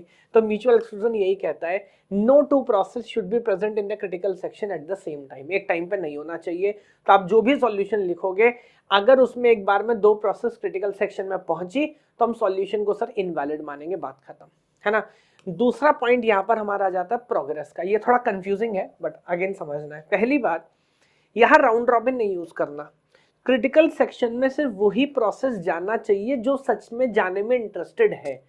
मैं आसान भाषा में समझा रहा हूँ, किसी ऐसी प्रोसेस को क्रिटिकल सेक्शन में नहीं भेजना जो नहीं जाना चाहता, मानो हम जबरदस्ती भेज रहे हैं। दूसरी बात, प्रोग्रेस के 2 मायने हैं। दूसरी बात ये कि क्रिटिकल सेक्शन में जो भी प्रोग्रेस जाने के लिए compete करता है, ऑब्वियसली डेडलॉक नहीं लगना चाहिए। ऐसा ना हो कि हमने एक ऐसा सॉल्यूशन बना दिया कि बजाय एक से ज्यादा जाने के कोई भी ना जा पाए। तो प्रोग्रेस के 2 मायने हैं, पहला सिर्फ वही जाए जो जाने में इंटरेस्टेड हो, दूसरा सिस्टम डेडलॉक में ना जाए। ये जो दोनों क्राइटेरिया मेरे हैं, ये मेरे असेंशियल मैंडेटरी क्राइटेरिया हैं। अगर ये आपने फेल किया तो मैं मान लूंगा आपका सॉल्यूशन वैलिड नहीं है। अगर आपने पास कर लिया देन सॉल्यूशन वैलिड है। तीसरा क्राइटेरिया ऑप्शनल है, एडवाइजेबल है। अगर हो तो अच्छा है, अगर नहीं हो तो कोई बात नहीं, जिसका नाम है बाउंडेड वेट। तो वैसे नाम से इसका काम समझ आता है। तो what is bounded wait? Obviously ये कहता है कि किसी प्रोसेस को क्रिटिकल सेक्शन में जाने में कितना टाइम लगेगा, इस पे एक बाउंड होना चाहिए। स्टारवेशन नहीं होना चाहिए, इनफाइनाइट वेट नहीं होना चाहिए। अब ये कुछ केसेस में होगा, कुछ केसेस में नहीं होगा। तो अगेन हम इसको क्या मान के चलते हैं? Optional criteria, good to have. अगर हुआ तो अच्छा, नहीं हुआ तो भी कोई बात नहीं, है ना। तो ये क्रिटिकल सेक्शन के आइडिया हमने समझ लिए। अब इसमें अगर मैं आगे बढ़ूँ ना, तो अगेन जैसे मैं आपसे बार बार बोल रहा हूँ, बहुत डेप्थ में नहीं लेके जाऊंगा। इसमें आइडिया क्या है, पहले हम क्या करते हैं, 2 प्रोसेस में P1 और P2 में आपस में बेसिकली प्रैक्टिस करके देखते हैं कि क्या हम 2 प्रोसेस के लिए सॉल्यूशन लिख सकते हैं क्या। अगर 2 प्रोसेस के लिख पाए तो फिर बाद में उसको जनरलाइज करते हैं फॉर n प्रोसेस। तो जो 2 प्रोसेस का एक पॉपुलर सॉल्यूशन है उसे बोलते हैं पीटरसन सॉल्यूशन। तो बस मैं आपको आइडिया बता रहा हूँ, इस सॉल्यूशन का इस्तेमाल करके 2 प्रोसेस आपस में शेयर्ड डेटा पे क्रिटिकल सेक्शन में काम कर सकते हैं, जहां पे म्यूचुअल एक्सक्लूजन, प्रोग्रेस और बाउंडेड वेट तीनों क्राइटेरिया हमारे सेटिस्फाई होते हैं। तो पीटरसन सॉल्यूशन एक वैलिड सॉल्यूशन है, लेकिन शर्त क्या है, सिर्फ 2 प्रोसेस पे काम कर पाता है। मुझे नहीं लगता कि प्लेसमेंट के स्कोप में यहाँ पे कुछ बहुत सारी बात है। जब हम इस चीज को जनरलाइज करते हैं, है ना, फॉर एन प्रोसेस सॉल्यूशन हम अटेम्प्ट करते हैं, तो अगेन पीटरसन सॉल्यूशन वहां फेल होता है।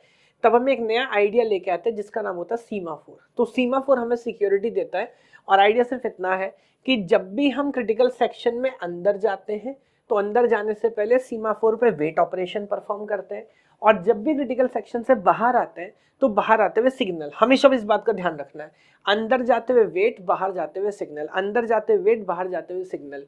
सीमाफोर का अगर हम इस्तेमाल करते हैं तो ये 1 नहीं 2 नहीं n प्रोसेस सॉल्यूशन देता है, ध्यान रखिएगा। तो n नंबर ऑफ प्रोसेस के बीच में सिंक्रोनाइजेशन मैकेनिज्म सीमाफोर कर सकता है, पहली बात। ये म्यूचुअल एक्सक्लूजन और प्रोग्रेस दोनों को इंश्योर करता है। बट इसकी प्रॉब्लम क्या है, ये बाउंडेड वेट पे काम नहीं करता। मेरे बेसिकली बाउंडेड वेट की गारंटी नहीं है, हो सकता है कुछ प्रोसेस स्टार्व करें।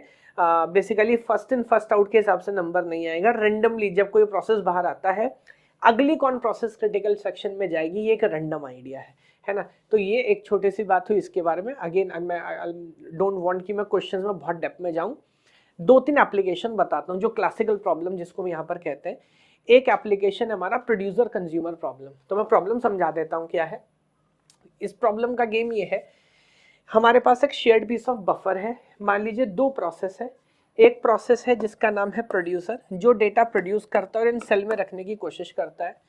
एक दूसरी प्रोसेस है जिसका नाम है कंज्यूमर, जो यहाँ से डेटा को कंज्यूम करता है। अब हमें 3 बेसिक प्रॉब्लम सॉल्व करनी है। पहला, प्रोड्यूसर प्रोड्यूस करता जाए but there must be a bound, overflow check होना चाहिए कि अगर मेरा बफर पूरा फुल हो गया तो उसके आगे मैं डेटा प्रोड्यूस ना करूँ, उस बात का कोई मतलब नहीं।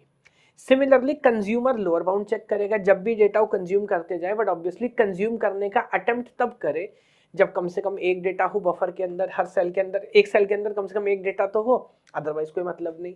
और तीसरी बात ये कि प्रोड्यूसर कंज्यूमर एक टाइम पे ही बफर को एक्सेस करने की कोशिश ना करे, वरना प्रॉब्लम होगा। तो अगर प्रोड्यूसर एक्सेस कर रहा है तो कंज्यूमर ना करे, कंज्यूमर कर रहा है तो प्रोड्यूसर ना करे। ये 3 बातों को हम ध्यान रखते हैं। Again with the help of a semaphore हम ये एक सॉल्यूशन लिखते हैं। सॉल्यूशन यहाँ पर है, अगेन मेरे हिसाब से प्लेसमेंट के पॉइंट ऑफ व्यू से this is not that important. Still अगर आपको लगता है नहीं मेरे को जानना है, तो या तो आप मेरा गेट वाला या मेरा जो सेमेस्टर वाला वन शॉट है वो आप देख सकते हैं, या अगर आप डिटेल में जाना चाहते हैं तो जो कोर्स मैंने इसके लिए बनाया है, प्रॉपर कोर्स है, वहां पर आप जा सकते हैं। ठीक है, अगला जो प्रॉब्लम है वो है हमारा रीडर राइटर प्रॉब्लम। तो ये थोड़ा सा डिफरेंट प्रॉब्लम है। यहाँ पर क्या है, हमारे पास मल्टीपल रीडर्स और मल्टीपल राइटर्स है, हमारे पास एक शेयर्ड पीस ऑफ टेक्स्ट है और उसको हमें सिक्योरिटी देनी है। तब गेम क्या है, अगर एक बार राइटर कोई चीज राइट कर रहा है तो देखिए रीड राइट में या राइट राइट में क्लैश होता है ना। रीड रीड में कोई क्लैश नहीं है। क्या एक से ज्यादा प्रोसेस एक टाइम पे सेम डेटा पे रीड कर सकते हैं? कर सकते हैं सर, उसमें क्या प्रॉब्लम है? तो अगर राइटर राइट कर रहा है तो सिर्फ राइटर राइट करेगा। अब ना तो दूसरा राइटर उस पर राइट कर सकता, ना कोई और रीडर रीड कर सकता। लेकिन अगर रीडर रीड कर रहा है तो हमें किस बात का ध्यान रखना है कि दूसरा रीडर तो रीड कर सकता है बट फिर कोई राइटर राइट नहीं कर सकता, है ना। तो थोड़ा सा कॉम्प्लेक्स आर्ग्यूमेंट ये है। Again this is a solution जो सीमाफोर की मदद से हम लिख सकते हैं और रीडर्स और राइटर्स के बीच में एक सिंक्रोनाइजेशन मैकेनिज्म एस्टेब्लिश कर सकते हैं, है ना। अगेन बहुत बेसिक है। अगेन स्टिल अगर आप डेप्थ में जाना चाहते हैं तो आप जाके कोर्स के अंदर इसको देख सकते हैं। आखिरी जो प्रॉब्लम मैंने यहाँ पे डिस्कस की है that is dining philosopher problem. अब डाइनिंग फिलोसफर प्रॉब्लम क्या है? अगेन ये भी क्लासिकल प्रॉब्लम है कि हमारे पास एक सर्कुलर टेबल है and there are certain philosophers जो सर्कुलर टेबल पे यहाँ पे बैठे हुए हैं और ये दो ही काम करते हैं, या तो ये खाते हैं या तो ये सोचते हैं। एंड इन सब के पास इंडिविजुअली पेयर ऑफ फॉक्स नहीं है, चॉपस्टिक्स नहीं है। तो ये ना हर चॉपस्टिक शेयर्ड है बिटवीन टू नेबरिंग फिलोसफर्स, हर चॉपस्टिक शेयर्ड है। तो हमें इस तरह का मैकेनिज्म लिखना है कि एक यहाँ सिस्टम डेडलॉक में ना जाए, या मल्टीपल फिलोसफर्स अगर चाहे और उनके बीच में अगर वो डिपेंडेंसी नहीं, अगर वो नेबरिंग फिलोसफर्स नहीं है तो वो आराम से खा सकें या सोच सकें। तो ये भी बड़ा मज़ेदार प्रॉब्लम है और इस प्रॉब्लम को भी हम सिंक्रोनाइजेशन या सीमाफोर्स की मदद से काइंड ऑफ सॉल्व करने की कोशिश करते हैं, है ना। डिसेबल इंटरप्ट ये अगेन थोड़ा सा आगे की बातें हैं। ठीक है सर, तो ये एक बेसिक अंडरस्टैंडिंग आई थिंक हमने यहाँ पर भी ले ली सिंक्रोनाइजेशन की। क्या बेसिक आइडिया, क्या दो तीन प्रॉब्लम है मैंने डिस्कस किया। अगला चैप्टर इंपॉर्टेंट है ऑपरेटिंग सिस्टम। अगर आप किसी को बोलोगे कि मेरा फेवरेट टॉपिक है तो इस बात के अच्छे चांस है कि वो आपसे डेडलॉक से क्वेश्चन पूछे, है ना। तो उसमें थोड़ा समय लगाऊंगा और क्या प्रॉब्लम है क्या आइडिया एक एक करके पूरी बात समझाता हूँ। सॉरी आपके वीडियो के फ्लो को तोड़ दिया, बट अगर आप इस one shot video for placements को अच्छे से एंजॉय कर रहे हैं और सब्जेक्ट को और अच्छे से जानना चाहते हैं तो चेकआउट आवर वेबसाइट, लिंक आपको डिस्क्रिप्शन में मिलेगा www.knowledgegate.ai, जहाँ पे इसी कोर्स का सारा पीपीटी इंक्लूडिंग क्वेश्चंस जो प्रीवियस ईयर कंपनी वाले क्वेश्चंस है वो और हर टॉपिक को मैंने डिटेल में डिस्कस किया है। Thank you. चलिए सर, तो अभी बात करते हैं डेडलॉक के बारे में। तो डेडलॉक बहुत इंपॉर्टेंट सिनेरियो है और पूरे कंप्यूटर साइंस में कई बार हम डेडलॉक का नाम लेते हैं, बट अगर उसे डिटेल से तफ्सील बहुत डिटेल में पढ़ने का मौका मिलता है तो वो ऑपरेटिंग सिस्टम में ही मिलता है। तो पहले समझते हैं डेडलॉक है क्या। बेसिक अंडरस्टैंडिंग, आप रोड्स पे जाम देखते हैं, वो एक तरह का डेडलॉक है। डेडलॉक एक तरह का ऐसा सिचुएशन जहाँ पे जितने लोग इन्वॉल्व हैं कोई कुछ भी नहीं कर पा रहा। फॉर एग्जाम्पल एक सबसे सिंपल सिनेरियो बना के दिखाता हूँ। दो प्रोसेस है P1 और P2 और दोनों को आगे बढ़ने के लिए, रन करने के लिए सर दोनों रिसोर्स चाहिए, R1 भी चाहिए R2 भी चाहिए। इमेजिन करिए R1 जो है करंटली मान लेते हैं कि वो अभी P1 के पास है, अलोकेटेड है। R2 P2 के पास है। अभी P1 रिक्वेस्ट कर रहा है कि उसको R2 आप दे दो, बट ऑब्वियसली R2 भी नहीं दिया जा सकता क्योंकि वो तो P1 के पास है। सिमिलरली P2 रिक्वेस्ट करेगा कि उसको R1 दो, बट नहीं दिया जा सकता क्योंकि वो तो अभी P1 के पास है। अब ये एक सर्कुलर वेट है। इनडायरेक्टली अगर आप सोचेंगे तो P1 वेट कर रहा है P2 के लिए कि वो अपना रिसोर्स रिलीज करे, मैं काम करूं, और P2 वेट कर रहा है P1 के लिए कि P1 R1 को रिलीज करे और वो P2 को मिले और P2 काम करे। बट दोनों में से कौन ये बात मानेगा? सर फैक्ट है कि दोनों में से कोई भी ये बात नहीं मानेगा और ये एक तरह का इनफाइनाइट वेट है। स्टारवेशन नहीं है ये हमेशा हमेशा के लिए डेडलॉक लग गया। तो इस तरह के सिनेरियो को क्या बोलते हैं? डेडलॉक। मैंने सोसाइटी में और देखे और क्या क्या आइडिया हो सकते हैं जस्ट थोड़ा अंडरस्टैंडिंग बनाने के लिए। मान लीजिए न्यूक्लियर बॉम्ब है, मान लेते 2 मिनट के लिए न्यूक्लियर बॉम्ब है। अब हमें ऐसा लगता है कि न्यूक्लियर बॉम्ब ऑब्वियसली बहुत डेंजरस चीज़ है भी, बट अगर ध्यान से देखेंगे ना तो न्यूक्लियर वॉर्स बॉम्ब से एक्चुअली ज़्यादातर केस में पीस आता है, शांति आती है। क्यों? बिकॉज अगर आपसे कोई भी लड़ेगा, कोई भी एक देश दूसरे देश से लड़ेगा, अगर वो देश हारने भी लगता है लेकिन उसके पास न्यूक्लियर बॉम्ब है तो वो देश क्या करेगा बताओ? तो ऑब्वियसली वो देश कहेगा कि अच्छा मार रहे हैं तो हम न्यूक्लियर बॉम्ब चला देता है। Like this. तो क्योंकि सबके पास न्यूक्लियर बम है एक लेवल के बाद, जितने मोर पावरफुल कंट्रीज हैं, तो उनके बीच में कभी डिसाइसिव लड़ाई हो नहीं सकती, क्योंकि रिस्क है कि कोई भी न्यूक्लियर बम चला सकता है। तो actually this bomb leads to peace, शांति हो जाती है, डेडलॉक लग गया एक तरह का लड़ाई पे। एक मैं सोचता हूँ गवर्नमेंट और सिटीजन के बीच में होता है। गवर्नमेंट कहती है कि आप टैक्स दो, हम आपको सर्विस देंगे। सिटीजन से बोलते हैं भाई तुम टैक्स दो अच्छे से, वो मना कर रहे नहीं, हम अच्छे से टैक्स नहीं देंगे, थोड़ा थोड़ा टैक्स हम चुरा लेंगे। रीजन क्या है? गवर्नमेंट सर्विस नहीं दे रही। गवर्नमेंट से जाके पूछो कि भाई आप अपना काम अच्छे से नहीं कर रहे, बोले टैक्स नहीं दे रहे। एक तरह का डेडलॉक है ना। तो एक तरह का इनफाइनाइट गेम है जो काम चलता रहता है। अब डेडलॉक हमें ऑब्वियसली, हमारे लिए डेडलॉक कोई पॉजिटिव नोटेशन नहीं है। हम नहीं चाहते कि सिस्टम में डेडलॉक लगे, बट क्योंकि हम चाहते कि डेडलॉक ना लगे, पहले समझना पड़ेगा कि डेडलॉक लगता कब है। और ये 4 कंडीशंस आपको याद करनी ही करनी है। वो क्या? These are the 4 necessary conditions which must be there for the existence of deadlock. चारों होना चाहिए, अगर चारों में से एक भी नहीं हुआ तो डेडलॉक नहीं लगेगा।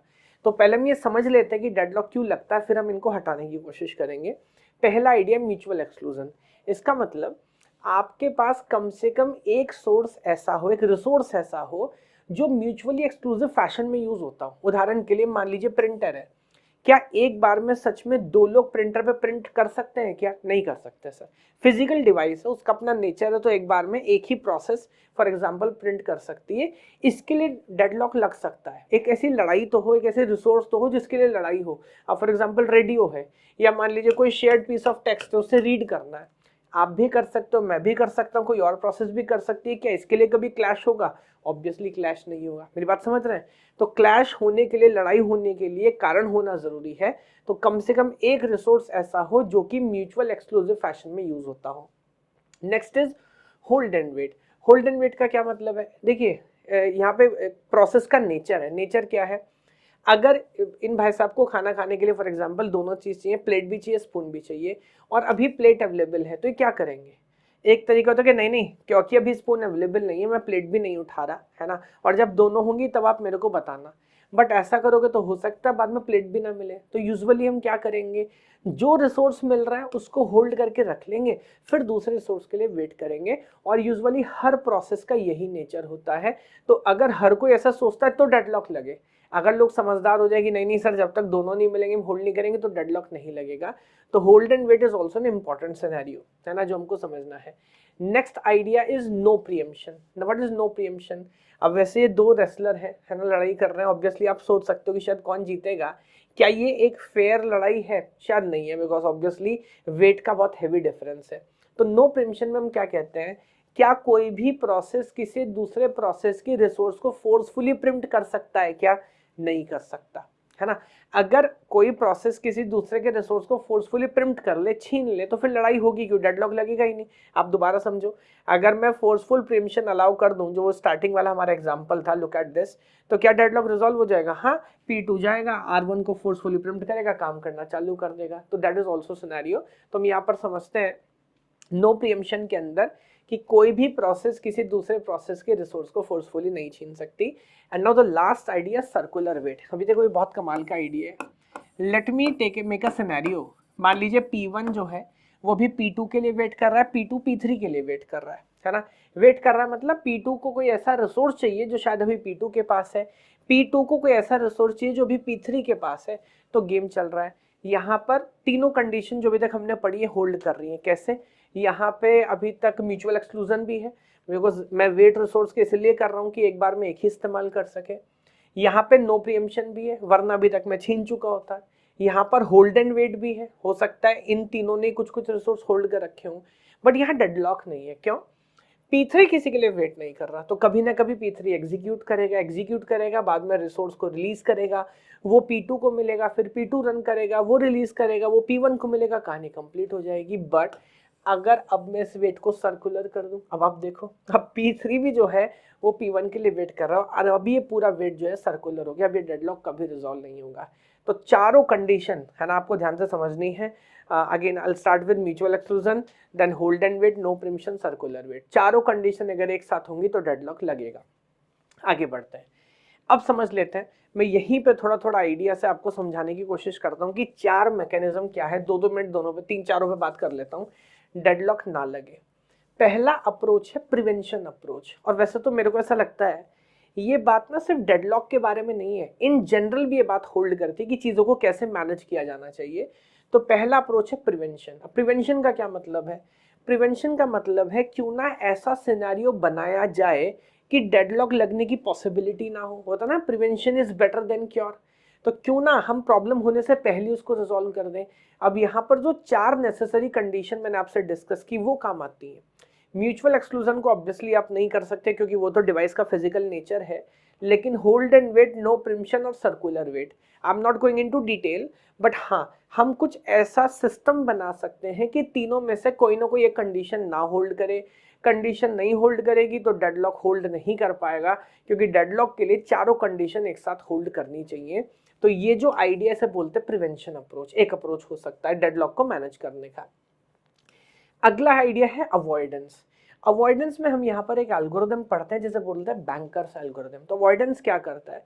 ये प्रिवेंशन जितना कंजर्वेटिव नहीं है, बहुत स्ट्रिक्ट नहीं है, बट ये रन टाइम पे चीज़ों को मैनेज करता है। हर चीज़ का आप मान के चलो डेटा मैनेज करता है, प्रोसेस की मैक्सिमम डिमांड क्या है, हम उसको कितना लोकेट कर चुके हैं, हमारे पास कितने रिसोर्स बचे हुए हैं, अगर कुछ और रिसोर्स दे तो हम सेफ होंगे कि अनसेफ होंगे, डेडलॉक में जाने का खतरा तो नहीं है। और जब हमें लगता है कि नई चीज़ें मैनेज हो रही है तो हम रिसोर्स अलोकेट करते हैं, वरना हो सकता है कुछ केस में अगर हम लगे हम अनसेफ हैं तो हम रिक्वेस्ट को रिजेक्ट भी कर सकते हैं, है ना। तो जब ये पूरे मैनेजमेंट के बाद हम चीज़ों को मैनेज करते हैं तो हम बोलते हैं अवॉइडेंस। ये भी अगर आप प्रॉपरली बैंकर्स एल्गोरिथम इस्तेमाल करते हैं तो यहाँ पर भी डेडलॉक में जाने का खतरा 0% है ना। तो ये भी एक आइडिया है। हालांकि इसकी अपनी प्रॉब्लम है कि रन टाइम पे आपको सब कुछ मैनेज करना पड़ता है, सिस्टम थोड़ा सा स्लो हो जाता है। तीसरा आइडिया हो सकता है जो कूल आइडिया, थोड़ा सा डिटेक्शन रिकवरी बेसिकली। तो आइडिया क्या है? आइडिया ये है कि भाई वैसे ही प्रैक्टिकली डेडलॉक लगने के चांसेस बहुत कम है, और ये सिस्टम के नेचर पे भी डिपेंड करता है। कुछ सिस्टम्स ऐसे हो सकते हैं कि अगर कभी कभार किसी का पर्सनल कंप्यूटर है, अगर कभी कभार डेडलॉक लग भी गया तो कौन सा किसी का $1 बिलियन का नुकसान हो जाएगा, है ना। उसके लिए एडिशनली इतना सारा कोड लिखना, सिस्टम को स्लो करना, क्या कोई लॉजिक नहीं है। तो डिटेक्शन रिकवरी कहता है कि एक काम करो, आप एज यूजुअल काम करते रहो, गेम चलाते रहो, अगर कभी डेडलॉक लगा तब हम उसको इन्वेस्टिगेट करेंगे और तब हम उसे रिजॉल्व करने की कोशिश करेंगे, है ना। इसके भी अलग अलग आइडियाज होते हैं अगर डिटेल में जाए तो। और आखिरी आइडिया इग्नोरेंस। ये तो बहुत कमाल का आइडिया है। देखो यहाँ से मैं एक बात सीखता हूँ, वो क्या है? Every problem do not deserve to be solved. यहाँ हम सीखते हैं ऑपरेटिंग सिस्टम में, क्या हर प्रॉब्लम को सॉल्व किया जाना जरूरी है? नहीं, जरूरी नहीं है सर। तो इग्नोरेंस हमें क्या सिखाता है? आप ये मानो ही मत कि डेडलॉक नाम की कोई प्रॉब्लम है। ये क्या बात है? आप सोचेंगे कुछ अजीब डिस्कशन है, नहीं, बड़ी इंपॉर्टेंट बात है। हमें प्रॉब्लम सॉल्व करनी पड़ रही है क्योंकि हम मान रहे हैं प्रॉब्लम है।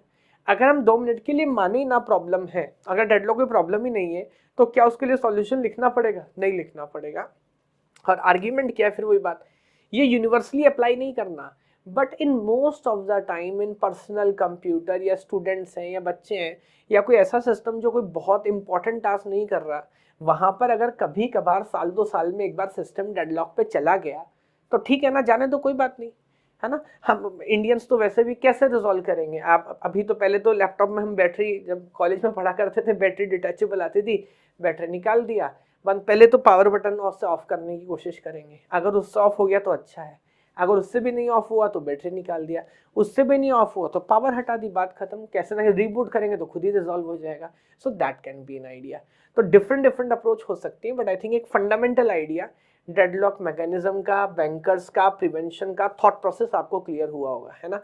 सो दैट अगर कोई इंटरव्यू में कभी आपसे बात करे या फिर रिटन टेस्ट में बात करे तो आप जा सकते हो। बाकी अगर आपको डिटेल में जाना है तो आप कोर्स में जाके नीचे देख सकते हो, जहां मैंने इन सारी चीज़ों को, even bankers algorithm with example, prevention के जितने 4 अप्रोचेस होते हैं वो सारे अप्रोच मैंने डिटेल में डिस्कस किए। ठीक है, now I think we are ready. Process management हमने अपना कंप्लीट कर लिया विद डेडलॉक। अब हम बात करेंगे मेमोरी मैनेजमेंट की।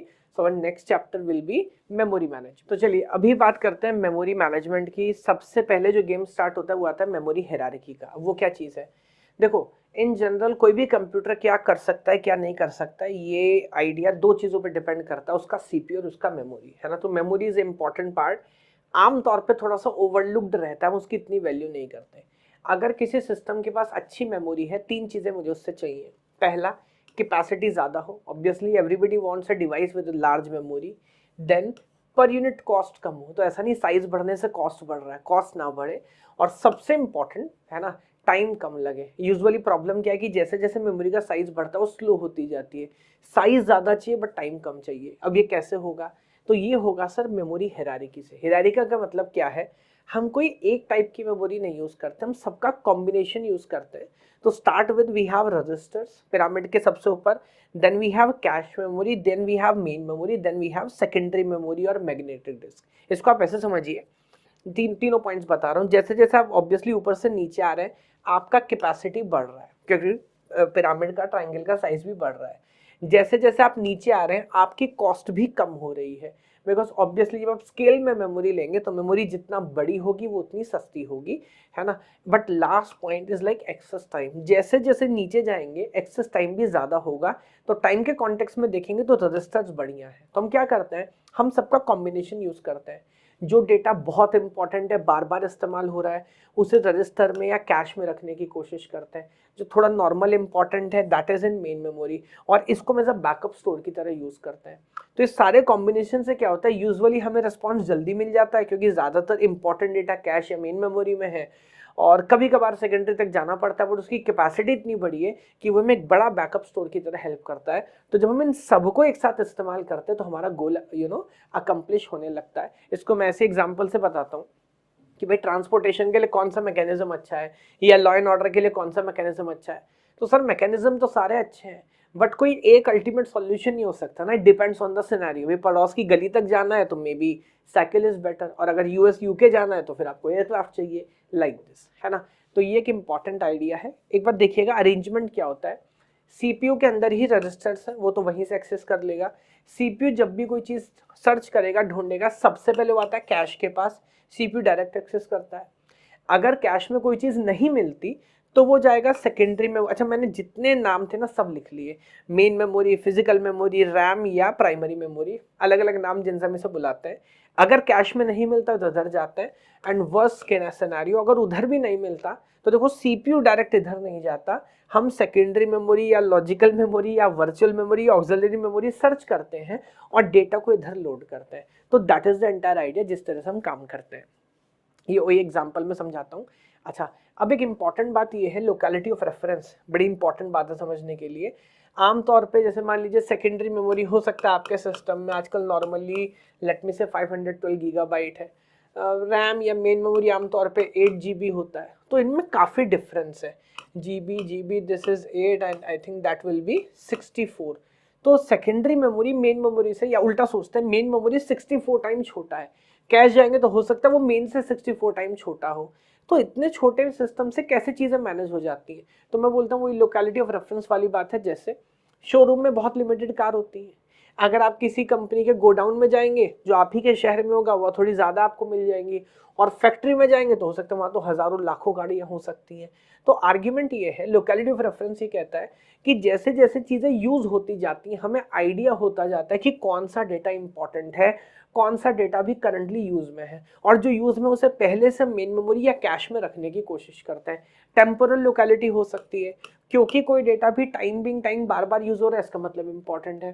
स्पेशल लोकेलिटी हो सकती है, क्योंकि अब इंस्ट्रक्शन नंबर 64 मांगी तो शायद अगला ये 65 मांगेगा, उसे पहले से लोड करके रख सकते हैं। तो इस तरह के मैकेनिज्म से ये सारी चीजें मैनेज करते हैं। अब ऑपरेटिंग सिस्टम में स्पेस एलोकेशन एक इंपॉर्टेंट आइडिया है, जल्दी से ये भी आइडिया आपको समझाता हूँ। दो चीज होते हैं स्पेस को मैनेज करने के, एक है वेरिएबल साइज पार्टीशन, मानो कोई मैनेजमेंट नहीं है, memory as a single chunk है, जहां जिसको जितना स्पेस चाहिए हम एलोकेट करते जाते हैं, जितना आप एग्जैक्टली डिमांड करोगे मैं इतना स्पेस आपको एलोकेट करते जाऊंगा, है ना। इसका प्रॉब्लम ये है कोई वेस्टेज नहीं है, आप जितना मांगोगे एग्जैक्टली उतना ही देंगे, लेकिन इसकी प्रॉब्लम क्या है, बहुत मिसमैनेज्ड है। कुछ समय के बाद ऑब्वियसली कोई प्रोसेस चला जाएगा तो कहीं ज्यादा स्पेस बचा है कहीं कम बचा है, पूरा खिचड़ी बन जाएगा, हौच पौच हो जाएगा। That is called as variable size partitioning. एक अप्रोच हो सकता है फिक्स साइज पार्टीशनिंग, जैसे यहाँ मैं एग्जांपल ले रहा हूँ एक रेस्टोरेंट का। तो वहाँ पे ऐसा नहीं कि किसी भी साइज का टेबल है, तो जिसने रेस्टोरेंट डिजाइन किया उसने अपने हिसाब से एक दो बड़ी टेबल्स लगाई हैं जहाँ पे 10 लोग या 8 लोग की सीटिंग हो सकती है। देन कोई छोटी फैमिली है, 2 लोग 4 लोग हैं, उनके लिए स्पेस है। एक कोई मीडियम साइज फैमिली है, 6 लोगों का स्पेस है, लाइक दिस। अब अगर किसी फैमिली में 9 लोग हैं तो ऐसा नहीं है कि मैं इसमें से 9 चेयर दूंगा 10 हटा लूंगा, नहीं, मैं आपको पूरी टेबल अलोकेट करूंगा, बस ये 10वीं चेयर वेस्ट हो जाएगी, है ना। तो यानी कि आपकी एग्जैक्ट जितनी डिमांड है मैं या तो उतना दूंगा या उससे थोड़ा ज्यादा दूंगा।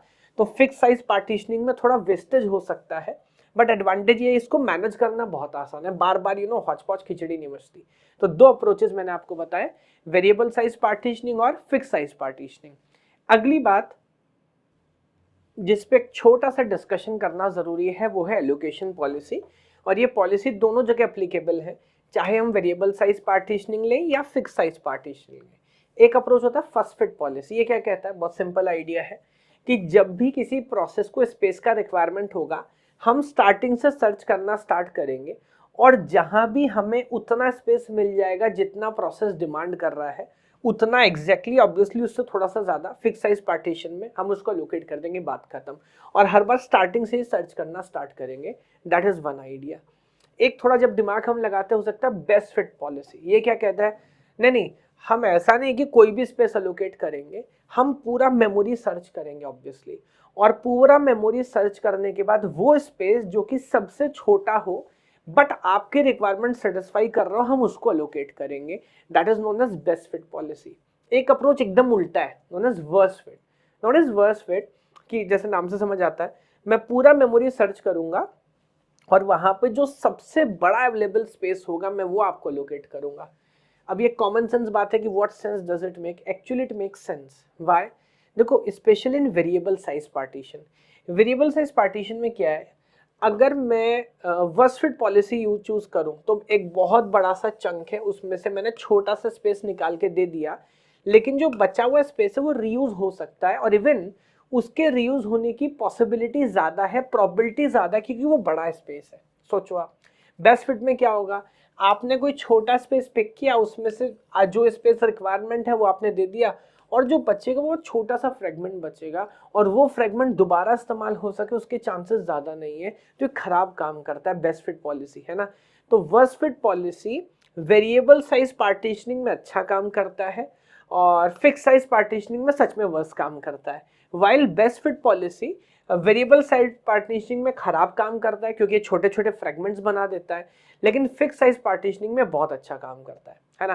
तो ये एक दो आइडिया हमारे क्लियर हो गए। ऑब्वियसली मैं अभी यहाँ पे इतनी डिटेल में नहीं जा रहा हूँ ना, let me just tell you what is internal and external fragmentation. Fix size part, पहले एक्सटर्नल फ्रेगमेंटेशन आपको समझाता हूँ। एक्सटर्नल फ्रेगमेंटेशन की प्रॉब्लम ये है, अभी जो हम समझ रहे हैं कंटिन्यूअस मेमोरी एलोकेशन है।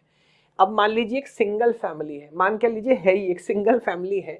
अब अगर ये कहीं पर डिनर के लिए जाती है, हो सकता है यहाँ पर ओवरऑल जितने टेबल्स हमारे पास हों इस फैमिली को अकोमोडेट करने के लिए अच्छा है, परफेक्ट है, but the problem is family कहते हैं नहीं, क्योंकि हम फॉर एग्जांपल हम एक बर्थडे सेलिब्रेशन के लिए आए हैं, तो ऑब्वियसली हम अलग अलग टेबल पर नहीं बैठना चाहते, we want to sit on a single table.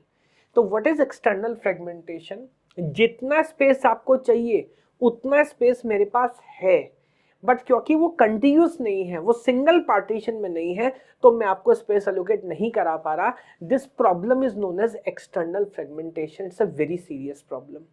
दूसरा आर्ग्यूमेंट है इंटरनल फ्रेगमेंटेशन।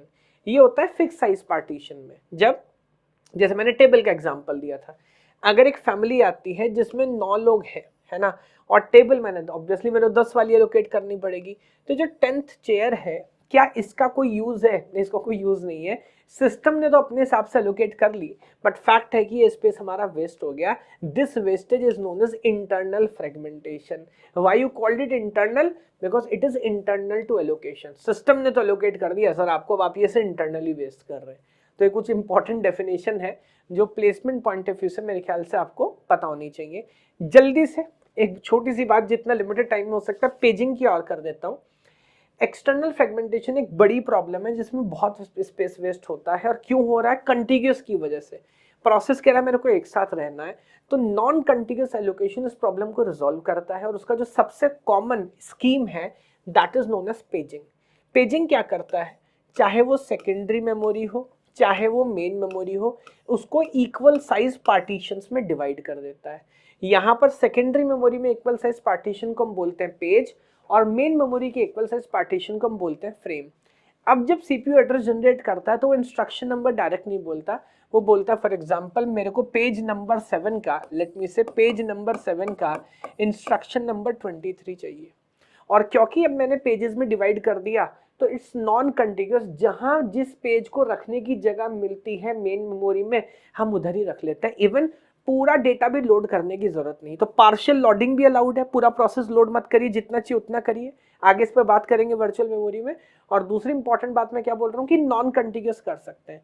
कौन सा पेज मेन मेमोरी में कहाँ पे स्टोर है, इसके लिए हम एक डेटा स्ट्रक्चर अलग से बनाते हैं which is known as page table.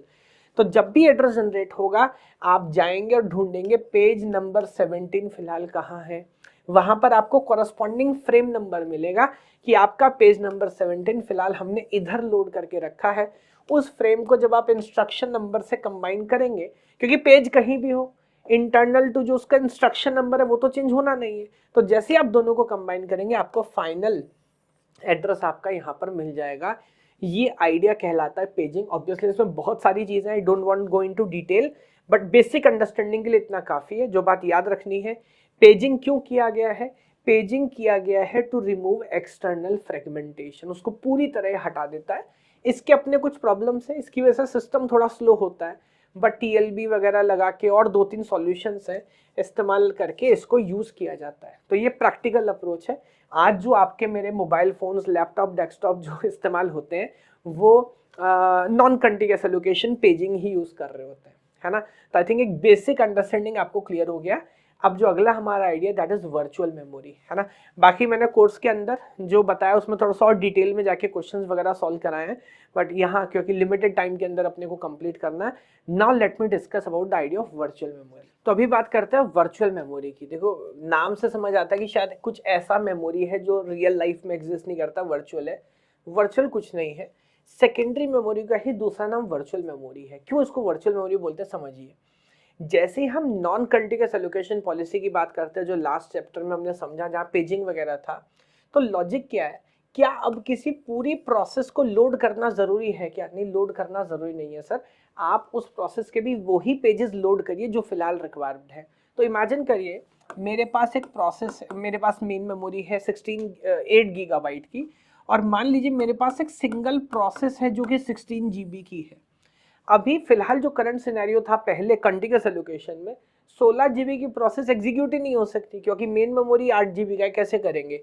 But अब पेजिंग के बाद ऐसा किया जा सकता है with the idea of virtual memory, क्योंकि हम बोल रहे हैं पूरा प्रोसेस काय को लोड कर रहे हो, इस 16 GB में जो जो पेजेस अभी इस्तेमाल हो रहे हैं, अभी रिक्वायर्ड है, उनको लोड कर लो, बाकी को ना करो। तो कम स्पेस में बड़ी प्रोसेस हम कैसे रन कर पा रहे हैं, इस आइडिया को ही हम वर्चुअल मेमोरी कह के बुलाते हैं, है ना। तो ये कंसेप्ट पहले मैंने आपको क्लियर कर दिया।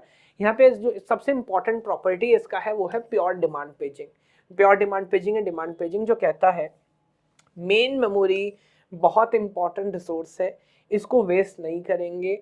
वो प्रोसेस जो सच में इंपॉर्टेंट है, वो पेज जो इंपॉर्टेंट है, जो एक्चुअली सीपीयू मांग चुका है, सिर्फ वही पेज लोड होगा मेन मेमोरी में, बिना मांगे, बिना डिमांड करे, रैंडमली किसी को हम लोड नहीं करेंगे। That is a important idea, है ना। तो बहुत इंपॉर्टेंट बात है, सिर्फ वही पेज लोड होगा जो सच में जरूरी है, वरना रैंडमली किसी को लोड नहीं करना। That is known as pure demand paging, जिससे हम कम मेन मेमोरी खर्च किए काफी सारा काम कर पाते हैं, ज्यादा प्रोसेसेस को लोड कर पा रहे होते हैं। तो ये आइडिया है प्योर डिमांड पेजिंग का। अच्छा, अब यहाँ पे एक वैलिड इनवैलिड बिट आ जाता है, क्योंकि मैं आपको समझा रहा हूँ कि हर पेज जो सेकेंडरी मेमोरी है वो मेन में हो जरूरी नहीं है। तो हर प्रोसेस के पास जो पेज टेबल है ना, प्रोसेस को याद रखना पड़ता है कि मेरा कौन सा पेज अभी मेन मेमोरी में है, कौन सा नहीं है। तो हम क्या करते हैं, पेज टेबल के अंदर एक एडिशनल बिट लगा देते हैं, जिसे बोलते हैं वैलिड इनवैलिड बिट। तो जहां जहां वैलिड बिट की वैल्यू लेट मी से वैलिड है, लेट मी से 1 है, वहां मान लेते हैं कि ये पेज अभी है, और अगर इनवैलिड है तो मानना पड़ेगा कि वो पेज अभी मेन मेमोरी में नहीं है। अगर हम किसी ऐसे पेज को रेफर कर लेते हैं, सीपीयू ने बोला मेरे को वो पेज चाहिए जो अभी नहीं है, इस सिनेरियो को बोलते हैं पेज फॉल्ट। क्या हो गया सर? पेज फॉल्ट हो गया। पेज फॉल्ट हो गया तो क्या करना पड़ेगा, एग्जीक्यूशन रोकना पड़ेगा कुछ समय के लिए, operating system secondary memory, operating system control अपने हाथ में वापस लेगा, जो पेज मांगा गया है सेकेंडरी मेमोरी से वो पेज निकाल के लाएगा, चीजों को सेट करेगा, फिर एग्जीक्यूशन कंटिन्यू होगा। So that is known as page fault, बहुत इंपॉर्टेंट है। ये पूरा काम करने में जो समय लगेगा उसे बोलते हैं पेज फॉल्ट सर्विस टाइम। मुझे बोलो क्या बोलते हैं? पेज फॉल्ट सर्विस टाइम, है ना। तो बहुत इंपॉर्टेंट आइडिया है, इसको भी ध्यान से अपने को समझना है। अब इंपॉर्टेंट बात, मेन मेमोरी का स्पेस लिमिटेड है ना। मैं वहां पे सबको तो रख नहीं सकता। कभी कभी ऐसा है कि मेन मेमोरी भरा हुआ है, फिर भी मेरे को कोई नया पेज लाना ही है, तो क्या करना पड़ेगा? किसी पेज को वापस भेजना पड़ेगा, किसी को विक्टिम बनाना पड़ेगा। तो यहाँ पर बहुत इंपॉर्टेंट आइडिया जैसे हम बोलते हैं पेज रिप्लेसमेंट एल्गोरिदम। किसको विक्टिम बनाए सर, कौन बाहर जाएगा? तो इसके 3 एल्गोरिदम है आमतौर पे। जो सबसे बेसिक है that is known as FCFS, first come first serve. ये एल्गोरिदम क्या कहता है? ये कहता है कि जब भी किसी को विक्टिम बनाना है तो आपको देखना है कि मेमोरी में सबसे सीनियर पेज कौन है, सबसे पहले कौन आया था। जो सबसे पहले आया था वही बाहर जाएगा, फर्स्ट इन फर्स्ट आउट। बहुत बेसिक सी बात है ना, फर्स्ट इन फर्स्ट आउट। एक दूसरा, इसका मैंने इन सब के ऊपर क्वेश्चन सॉल्व कराया कोर्स के अंदर। एक दूसरा जो हमारा आइडिया है that is known as optimal page replacement. ये बहुत स्मार्ट अप्रोच है। ये क्या कहता है? आपको जो जो पेजेस चाहिए वो स्ट्रिंग आप मेरे को बताओ फ्यूचर में क्या क्या पेजेस आपको चाहिए, और मैं उस पेज को बाहर करूंगा। जब भी मेरे को किसी को विक्टिम बनाना है ना, मैं उसको बाहर भेजूंगा जो फ्यूचर में सबसे लंबे समय तक यूज नहीं होगा। अगर कोई फ्यूचर में यूज नहीं है तो उसको बाहर कर देना चाहिए ना, उसको रखने की क्या जरूरत है। आइडिया बहुत अच्छा है। अगर हम इस तरह से मैनेज करते हैं, इसका नाम ही एक है ऑप्टिमल पेज रिप्लेसमेंट। ये सबसे कम पेज फॉल्ट कराता है, सबसे ज्यादा की सबसे कम पेज फॉल्ट कराता है। बट इसकी प्रॉब्लम क्या है? आप मुझसे बोल रहे हो कि मैं ना फ्यूचर स्ट्रिंग बता दूं आपको, कि बता दो फ्यूचर में कौन कौन से पेज चाहिए, हम उस हिसाब से सॉल्व कर लेंगे। बट फ्यूचर किसको पता है? ना आपको, ना मुझे, ना प्रोसेस को तो नहीं पता ना फ्यूचर में कौन कौन से पेजेस यूज होंगे ना। That is also a problem. तो that is a reason optimal इस्तेमाल नहीं हो सकता। क्या इस्तेमाल हो सकता है? तो यहाँ पर जो सबसे पॉपुलर एल्गोरिथम है पेज रिप्लेसमेंट में ना जो यूज होता है that is known as LRU, known as least recently use. अब इसकी क्या कहानी है समझिए। ठीक है ना, कोई बात नहीं, फ्यूचर नहीं पता, हिस्ट्री तो पता है। और क्या हिस्ट्री देख के किसी का फ्यूचर प्रिडिक्ट किया जा सकता है? एटलीस्ट अंदाजा लगाया जा सकता है, अंदाजा तो लगाया जा सकता है। तो देखो हम यहाँ पर क्या करते हैं, हम कहते हैं हम जाएंगे और जब भी कहीं पेज फॉल्ट होगा हम हिस्टोरिकली चेक करेंगे कौन कौन से पेज रिसेंटली यूज हुए हैं। जो पेज अभी रिसेंटली यूज हुए हैं, लोकेलिटिव रेफरेंस का भी यही मानना है कि इसका मतलब अभी वो इस्तेमाल में बने हुए हैं और उनके दोबारा रीयूज होने की पॉसिबिलिटी ज़्यादा है, संभावना ज़्यादा है। तो मैं क्या करूँगा सर, जब भी पेज फॉल्ट होगा जो पेज रिसेंटली यूज हुए हैं उनको मैं विक्टिम नहीं बनाऊंगा, उनको मैं बाहर नहीं करूंगा, लेकिन मैं विक्टिम किसको बनाऊंगा? लीस्ट रिसेंटली यूज, मैं उसको बाहर कर दूंगा जो अभी रिसेंटली इस्तेमाल नहीं हुआ। That is an idea. ये सबसे पॉपुलर एल्गोरिदम है जो रिलेटिवली काफ़ी अच्छी परफॉर्मेंस भी देता है, बहुत कम पेज फॉल्ट यहाँ पर होता है। और दूसरी उससे भी मतलब इंपॉर्टेंट बात ये है, बात सिर्फ पेज फॉल्ट की नहीं है, इम्प्लीमेंटेबल भी है ना, कोई बहुत इशू नहीं आते इसको इम्प्लीमेंट करने के लिए। सो दैट इज द एरिया हम LRU यूज़ कर रहे होते हैं।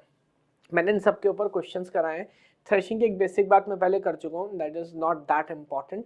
एक आखिरी बात यहाँ पर आपसे कर लेता हूँ किसकी, डिस्क शेड्यूलिंग की।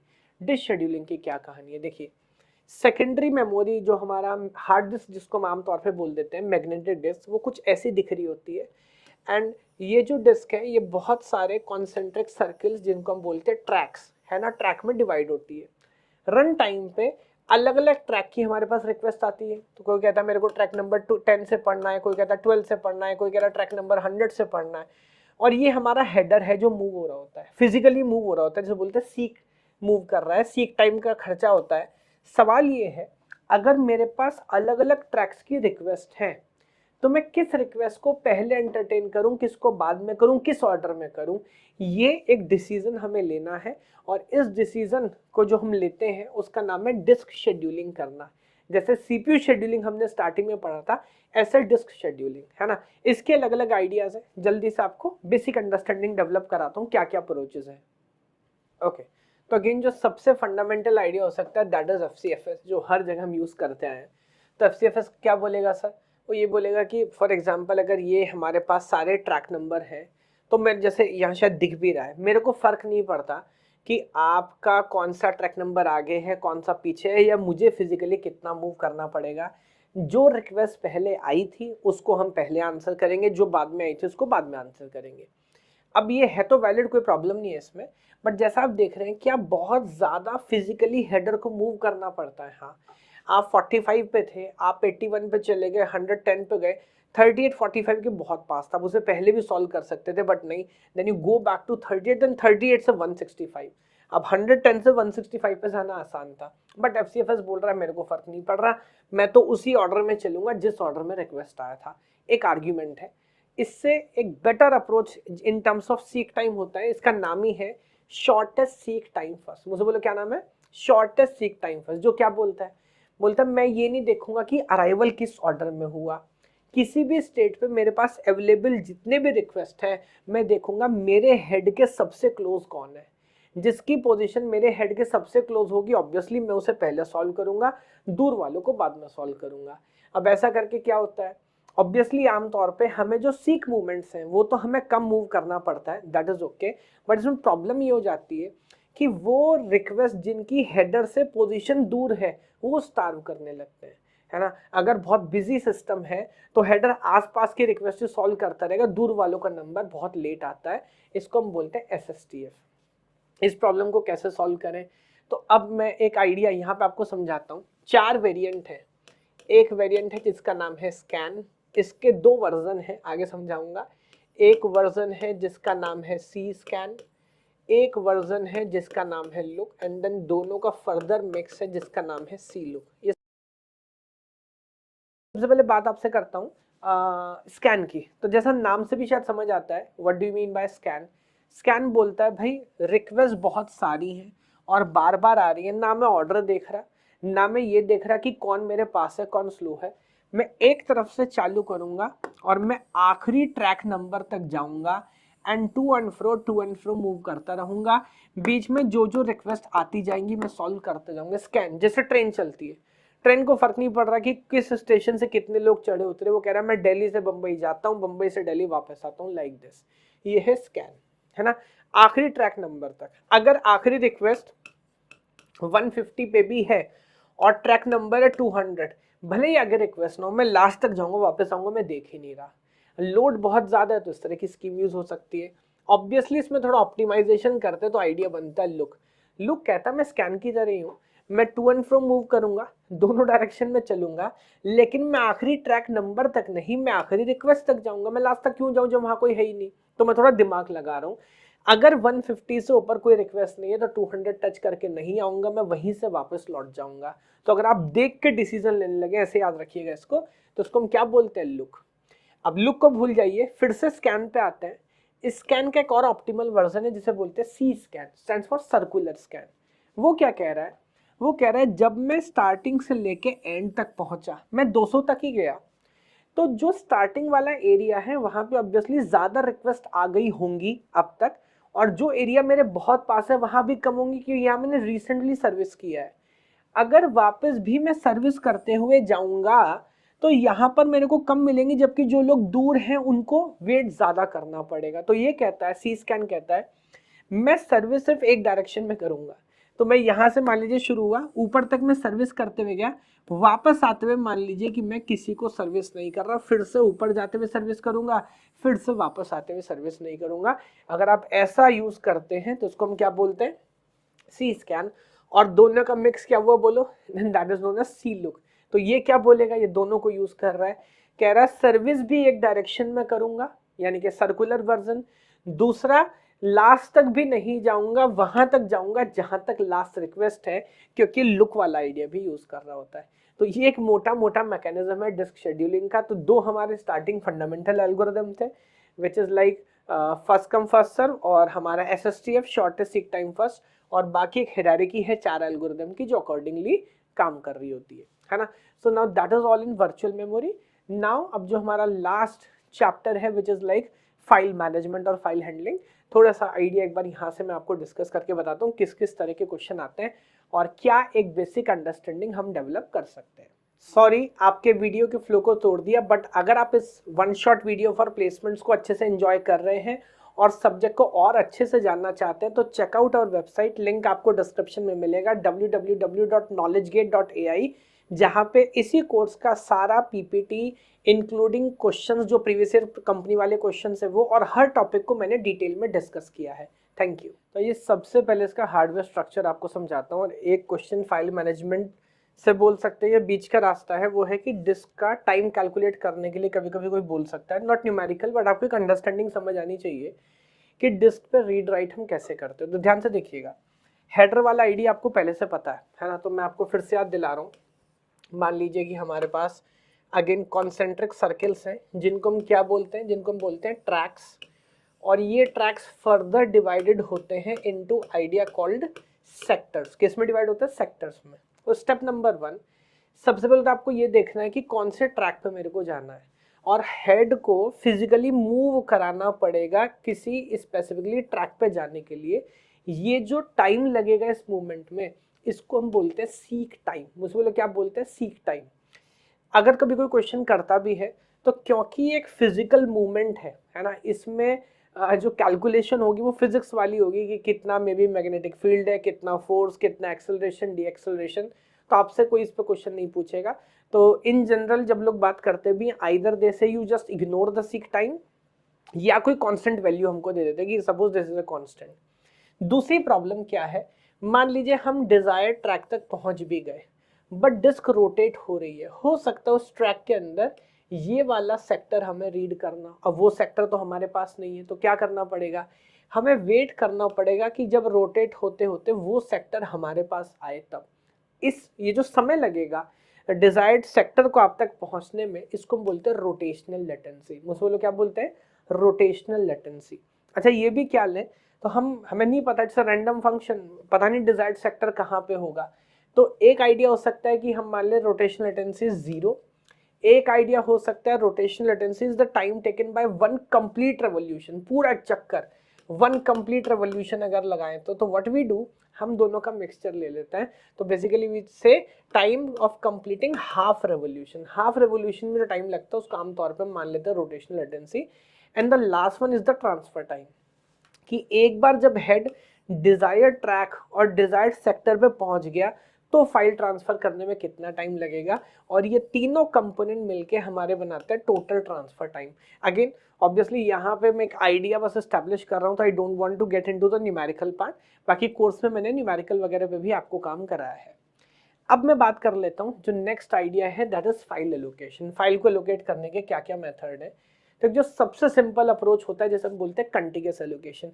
जैसे हमने कंटिग्यूअस नॉन कंटिग्यूअस मेमोरी एलोकेशन की बात की ना मेन मेमोरी में, अब कायदे से वही डिस्कशन हम कर रहे हैं सेकेंडरी मेमोरी में फाइल के साथ।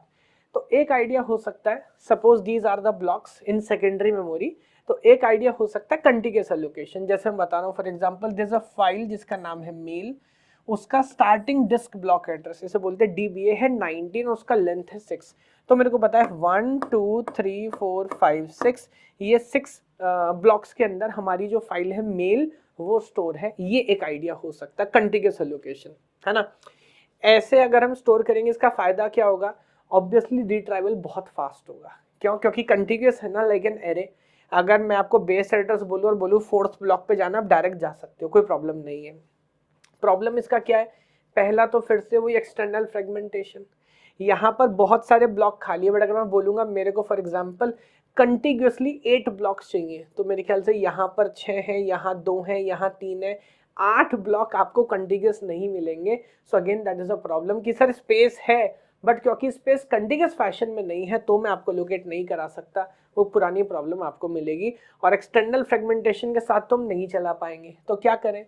इसका दूसरा आइडिया हो सकता है, you can manage it like a link list, linked allocation. जैसे मैंने बोला मेरा स्टार्टिंग DBA है 9, मैं 9 पे गया, देखिए एरो की वजह से मैं आपको बता रहा हूँ, 9 ने मेरे को भेजा 16 पे, 16 ने भेजा 1 पे, 1 ने भेजा 2 पे, और 2 ने मेरे को भेजा 25 पर। यहाँ -1 लिख के काइंड ऑफ मैं बता रहा हूँ इट्स इलीगल एड्रेस, तो इसके आगे नहीं जा रहे, that is end of link list.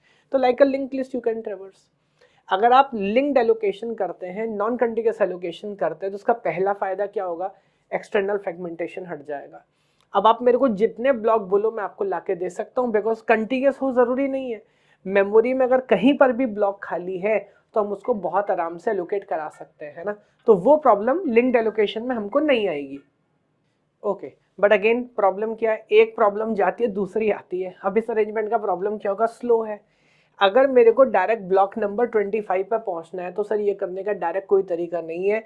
आपको एक एक करके, जैसा लिंक लिस्ट में होता है ना, starting from the first node आपको पूरा ट्रेवर्स करके लास्ट तक जाना पड़ेगा, और ये एक बड़ी प्रॉब्लम है ना। अब यहाँ पे मेमोरी एफिशिएंसी है क्योंकि एक्सटर्नल फ्रेगमेंटेशन नहीं है। ये जो पहली पॉलिसी पड़ी, यहाँ पे टाइम एफिशिएंसी है, मेरे को दोनों चाहिए। ये मेमोरी को वेस्ट कर रहा है, टाइम को वेस्ट कर रहा है, तो मैं क्या करूं। So will come up with the next idea which is like the most important idea, is called linked allocation. तो देखिए लिंक्ड एलोकेशन में हम क्या करते हैं कि एक ब्लॉक हम लेते हैं कोई भी, जैसे हम बोलते हैं आई नोड और इंफॉर्मेशन नोड। वहां पर पहले तो जो मेटा डेटा है वो हम स्टोर करते हैं, उसके बाद हम यहाँ पे डायरेक्ट एड्रेसेस लिखते हैं ब्लॉक्स के, है ना। जिस जिस ब्लॉक में हम डेटा स्टोर कर रहे हैं, जैसे ये इंफॉर्मेशन नोड है तो ये बता रहा है कि हमारा डेटा ब्लॉक नंबर 1 में है, ब्लॉक नंबर 10 में है, ब्लॉक नंबर 9 में है, ब्लॉक नंबर 16 में है, ब्लॉक नंबर 25 में है, लाइक दिस। तो मैं डायरेक्ट आपको एड्रेसेस दूंगा। अब ये नॉन कंटिन्यूअस भी है क्योंकि मैं आपको एड्रेस दे रहा हूँ अलग अलग ब्लॉक्स के, लेकिन ये फास्ट भी है क्योंकि मैं एक ब्लॉक से दूसरे ब्लॉक पे नहीं भेज रहा आपको, सबके एड्रेस मेरे पास ही है ना। तो ये एडवांटेजेस हो गया। पेनल्टी ऑब्वियसली मेरे ऊपर ये लगी कि मेरे को ये एड्रेसेस यहीं पे होल्ड करके रखने पड़े। इसकी प्रॉब्लम क्या हो सकती है, सर ऐसा करके तो फाइल का साइज लिमिट हो जाएगा। आप एक ब्लॉक में कितने एड्रेस होल्ड कर लोगे, उसका भी सॉल्यूशन हमारे पास है। उसका सॉल्यूशन क्या है, एक आइडिया हो सकता है इनडायरेक्ट एड्रेस। मैं आपको एक ब्लॉक में भेजूंगा, उस ब्लॉक में डेटा नहीं है, उस ब्लॉक में सिर्फ एड्रेसेस भरे हुए हैं, और हर एक एड्रेस आपको एक नए ब्लॉक तक लेके जा सकता है। ऐसा करके फाइल की कैपेसिटी में बहुत बढ़ा सकता हूं, और इसका कोई लॉजिकल एंड नहीं है। I can have double indirection. तो मैं आपको एक ब्लॉक तक पहुंचाऊंगा, जिस ब्लॉक में एड्रेसेस होंगे, हर एक एड्रेस फिर से आपको एक ब्लॉक तक पहुंचाएगा जिसमें फर्दर एड्रेसेस होंगे, and then every address will take you to a data block. तो that can be an idea or approach जिसको इस्तेमाल किया जा सकता है। इसको हम क्या बोलते हैं, इंडेक्स एलोकेशन, है ना। ये आमतौर पे ज्यादातर जगह यूज होता है, और जो दोनों हमने केसेस पढ़े हैं उनसे बेटर ये आइडिया है। एंड इसके अलावा बहुत सारे फाइल पे मैंने क्वेश्चंस तो सॉल्व कराए हैं, बट फिलहाल as far as this video is concern I think वो मोर देन सफिशिएंट है। तो मैं फिर से क्लियर कर देता हूँ। अगर आप यहाँ तक आए हैं, thank you so much for watching this video. यहाँ देखिए ऑब्वियसली मेरे को भी बहुत अजीब लग रहा था क्योंकि लिमिटेड टाइम के अंदर जल्दी से रिवाइज कराना है, बट जैसा मैंने वीडियो के शुरुआत में बोला था, मेरा इंटेंशन बहुत क्लियर है। टाइम बहुत कम बचा है आपके पास, शायद कल सुबह या 2 घंटे बाद आपका एग्जाम या इंटरव्यू होने वाला है, और आप हो सकता है सीएस बैकग्राउंड से हो सकता है नहीं भी हो। सबसे साधारण शब्दों में फंडामेंटल तरह से मैं आपको ऑपरेटिंग सिस्टम का एक पूरा अंडरस्टैंडिंग क्लियर कर दूं, बेसिक आइडिया बता दूं, ऐसा मेरा इंटेंशन है with a placement point of view. अब अगर आपको ये अच्छा लगा है और आप चाहते हैं कि नहीं सर अभी थोड़ा सा टाइम है हमारे पास, या कोई और कंपनी आएगी या आने वाली है उसमें थोड़ा सा और हम काम करना चाहते हैं, बट जो YouTube पे सेमेस्टर वाला 1 शॉट है या जो गेट वाला है ऑब्वियसली उसका इंटेंशन अलग है, तो मैंने कोर्स बनाया है इसके लिए प्लेसमेंट पॉइंट ऑफ व्यू से, है ना, बहुत लिमिटेड कॉस्ट में। और यहाँ मान लीजिए 1 घंटा, वो मोटा मोटा मान लीजिए 5 घंटा, 5-5.5 घंटे के अंदर मैंने पूरा आइडिया कंप्लीट किया है, जहाँ पे ये पूरी पीपीटी उसी की है, पूरे नोट्स तो आपको वहां पर मिलेंगे ही मिलेंगे। दूसरा इंपॉर्टेंट बात क्या, मैंने सारे के सारे previous year questions specially from companies, अब ऐसा नहीं कि किसी को गेट वाले, तो यहाँ पे बिल्कुल अलग कंटेंट मिलेगा। आईबीएम का क्वेश्चन है, ये एलएनटी का क्वेश्चन है, again IBM, then that is from Tech Mahindra, that is from TCS NQT, that is for Cognizant. तो आप देख सकते हैं कंपनी में किस तरह के क्वेश्चंस पूछे जाते हैं, उन्हीं क्वेश्चंस पर प्रैक्टिस कराइए, और जो मैंने यहाँ पर जल्दी जल्दी बताया उन सबको थोड़ा सा डिटेल में एक्सप्लेन किया है। तो अगर आपको क्लैरिटी है कि आप प्लेसमेंट के लिए जाना चाहते हो, तो I think that is a much watch course. इसको जरूर, मतलब it's a very good investment, इस कोर्स को जरूर एनरोल करिएगा। और ओवरऑल मान के चलिए 15 से 20 घंटे के कंटेंट में आपके जितने भी सब्जेक्ट्स हैं, वेदर ऑपरेटिंग सिस्टम है, डेटा स्ट्रक्चर्स है, एल्गोरिथम्स है, डीबीएमएस है, उन सब के फंडामेंटल एकदम क्लियर आपके हो जाएंगे, है ना। So again thank you so much for watching this video. जितना प्यार आप देते हैं मैं ओवरवेल्म्ड हूँ, बट अगर आप चाहते हैं कि इस तरह का प्रयास मैं और करता रहूँ, तो सब्सक्राइबर हमारे पास अभी उतने नहीं है, सच बोल रहा हूँ, जितने होने चाहिए। तो प्लीज़ चैनल को सब्सक्राइब करिए, अपने कॉलीग्स के साथ, जूनियर्स के साथ, सीनियर्स के साथ शेयर करिए, कमेंट करके मुझे बताइए कि और किस तरह का कंटेंट आप देखना चाहते हैं। ये प्लेलिस्ट मैं बहुत जल्दी कंप्लीट करूंगा जिसमें CN and followed by this हमारा I think data structure algorithm, उन सब के भी 100 मिनट्स के वन शॉट में बहुत जल्दी लेके आऊँगा। Thank you so much. भगवान आप सभी को खुश रखे। जय हिंद, जय भारत।